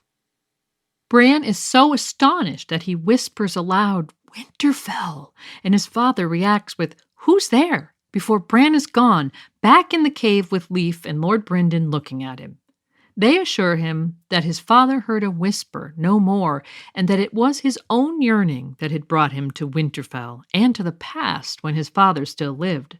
Both react strongly when Bran insists that his father was alive, and Brynden tries to explain, time is different for a tree than for a man. Sun and soil and water, these are the things a weirwood understands, not days and years and centuries. For men, time is a river. We are trapped in its flow, hurtling from past to present, always in the same direction. The lives of trees are different. They root and grow and die in one place, and that river does not move them. The oak is the acorn is the oak. In the weirwood, 1,000 human years are a moment to a weirwood, and through such gates, you and I may gaze into the past. Brynden is very firm that the past cannot be changed or even reached in any way, though he promises that one day Bran's gift will allow him to look where you will and see what the trees have seen, be it yesterday or last year or 1,000 ages past. And, he adds, nor will your sight be limited to your godswood. The singers carved eyes into the heart trees to awaken them, and those are the first eyes a new greenseer learns to use. But in time, you will see well beyond the trees themselves. Disappointed, Bran wants to know how long it will take him to learn this skill, which is an answer Brynden cannot give him. In a year, or 3, or 10? That I have not glimpsed. It will come in time, I promise you. And so the day's lesson ends, and Bran is brought back to his chamber by Hodor. Mira and Jojen are specifically noted to not be present, but notably, Bran expects them to arrive at any moment. And while he waits, he closes his eyes. And he finds himself immediately back in Winterfell, looking at his father again from the eyes of the heart tree. This time Ned is much younger, and he's praying, "Let them grow up close as brothers, with only love between them, and let my lady wife find it in her heart to forgive." Bran again tries to reach him, but his father dissolves, replaced by a scene of 2 children playing at dueling in the Godswood. He thinks at first that it's Arya, but realizes the boy could not be him, and then before he can decide who he's observing, the scene changes again, with each new image coming and going more quickly than the last. A woman heavy with child emerged naked and dripping from the black pool, knelt before the tree, and begged the old gods for a son who would avenge her. Then there came a brown-haired girl, slender as a spear, who stood on the tips of her toes to kiss the lips of a young knight as tall as Hodor. A dark-eyed youth, pale and fierce, sliced 3 branches off the weirwood and shaped them into arrows. It says that as he watched, the tree was growing smaller, while nearby trees shrunk and vanished altogether, sometimes more than once. It says, now the lords Bran glimpsed were tall and hard, stern men in fur and chainmail. Some wore faces he remembered from the statues in the crypts, but they were gone before he could put a name to them. And then comes a final image. A bearded man forced a captive down onto his knees before the heart tree. A white-haired woman stepped toward them through a drift of dark red leaves, a bronze sickle in her hand. Bran is distressed by this image and tries to say no, don't, but of course he can't be heard across the centuries, and so the chapter and Bran's arc to date ends on this final image. The woman grabbed the captive by the hair, hooked the sickle around his throat, and slashed. And through the mist of centuries, the broken boy could only watch as the man's feet drummed against the earth. But as his life flowed out of him in a red tide, Bran Stark could taste the blood. There are many things that can be gleaned from this final scene in Bran's A Dance with Dragons arc. Fans love to decode the images he saw. Ned praying about Jon Snow, Lyanna and Benjen, then possibly Melantha Blackwood, widow to Lord Willem Stark, followed by a girl who might be a young old man kissing a youth who might be a young Sir Duncan the Tall, and then another youth who might be Brandon Snow, brother of King Torrhen Stark, preparing his weirwood arrows with which he thought to kill Aegon's dragons. And whether or not these guesses are correct, it's clear that the visions go backwards in time to end in a long-ago era of human sacrifice. But what we can infer about Bran's future, based on the things his teacher tells him in this chapter, but also long and patiently established by the author from almost the very beginning, is that Bran's gift will lead him to become one who watches, an observer of events across time and space, who will, in some way, use his abilities to affect the endgame of the story. How this will come about remains to be seen, but we can make a couple of guesses. First is that Bran is subtly noted to be exceeding his teacher's expectations, maybe even of what he thought was possible. Bran is told to go through the roots into the tree above him and ends up looking out through the Winterfell heart tree.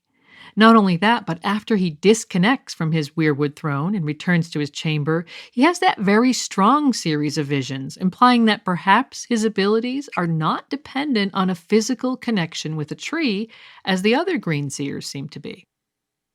Furthermore, we can guess that he might be able to achieve actual communication through the tree. This is hinted at in Theon Greyjoy's Prince of Winterfell chapter in Dance, which comes some days or weeks after Bran 3, in which Theon distinctly hears someone say his name as he kneels before the heart tree in the Winterfell Godswood.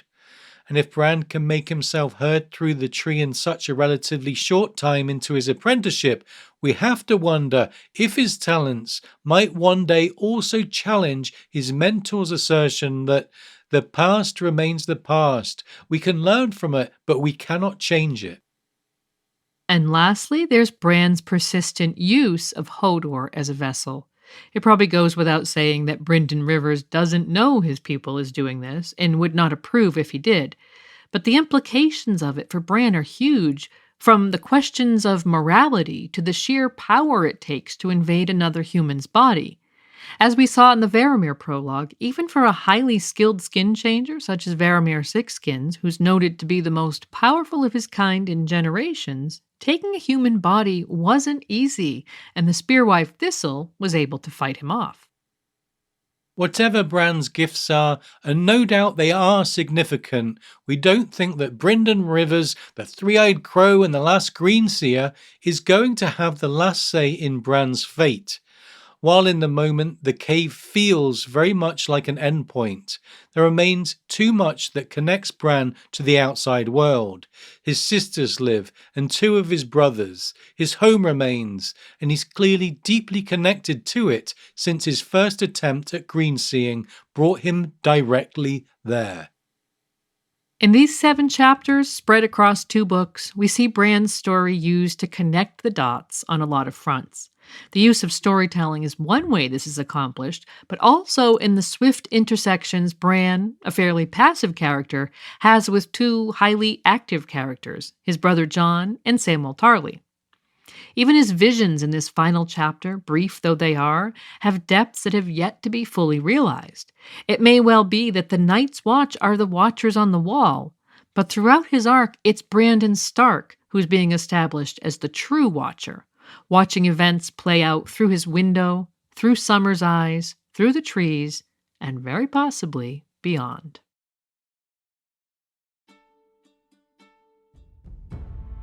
Thanks so much for joining us today. As usual, we'll end the episode by giving credit where credit is due. Thanks to George R.R. Martin for stories and visions, and to Kevin MacLeod for allowing us to use his music in our production. And now we want to thank our patrons from the Castle Steel level. If you enjoy the podcast, consider being a patron, and you could be hearing your name here too. Our sincere thanks to Atori Loon, AJ, Egon the Sixth, Allie B, Brennan, Casey, Cassandra, Lady Amalthea, Chris, Christian, Courtney, David, Darian, Dimitri B, Dennis, Lady Diana Dane, Liza, Emily of the Eyrie, Ezra, Felix, Gerald Garcia, Sir Gladworth, Sir Gregor the Toasty, Lord of the Breadfort, Ingvild, Something Like a Lawyer, Jim McGeehan, Winter's King, Red Jimba Rivers, John Aris, Rider of the Ice Dragon, Sonarion, the White Storm, Jordan G, Judson, Katie, Kenneth, Tree Girl, Sir Galahoo of What, Anne Hayden Jones and her husband Pip, Lena Snow, known as the Twilight Star, Lemba, Lomas Knight Rider, survivor of the Yeen Sleepover, Mage Marmot, Monero Geek TV, Maria, Margareta, and our cohort of Matts, Matt A, Matt C, Matt K, Matt L, Matt M, and Matt R, as well as Beatrix Rainfall, Maester Mary, Molly, Nimble Nick One Iric, Peter Pebble, Paul B, Paul H, PJ, Peter, King Ray, first of his name, Richard, Rickle Pickle, Sam, Sir Swift, the Peppered Knight from the House of Black and Grey, Sir Larcelot of Bee Hill, Cern, the Rat Chef de Cuisine, the Peppered Knight, Terrence, Sir Terrence, Knight of the Cedars, Steph Lioness, Warren Halfhand, and Yvonne. As always, let us know if I've pronounced any of your names wrong, if you have a nickname you'd prefer to use, or if you feel we've left anything out. Visit RadioWesteros.com for quick access to all our podcasts. You can also find a link to our Patreon campaign, donate via PayPal or Ko-fi, and comment on our content there. Or find us on YouTube, Apple Podcasts, Spotify, Audible, or wherever you find your podcasts. And we hope you'll connect with us via Instagram, Discord, email, or Blue Sky. Thanks again for joining us. We'll see you soon with a new episode. Bye for now.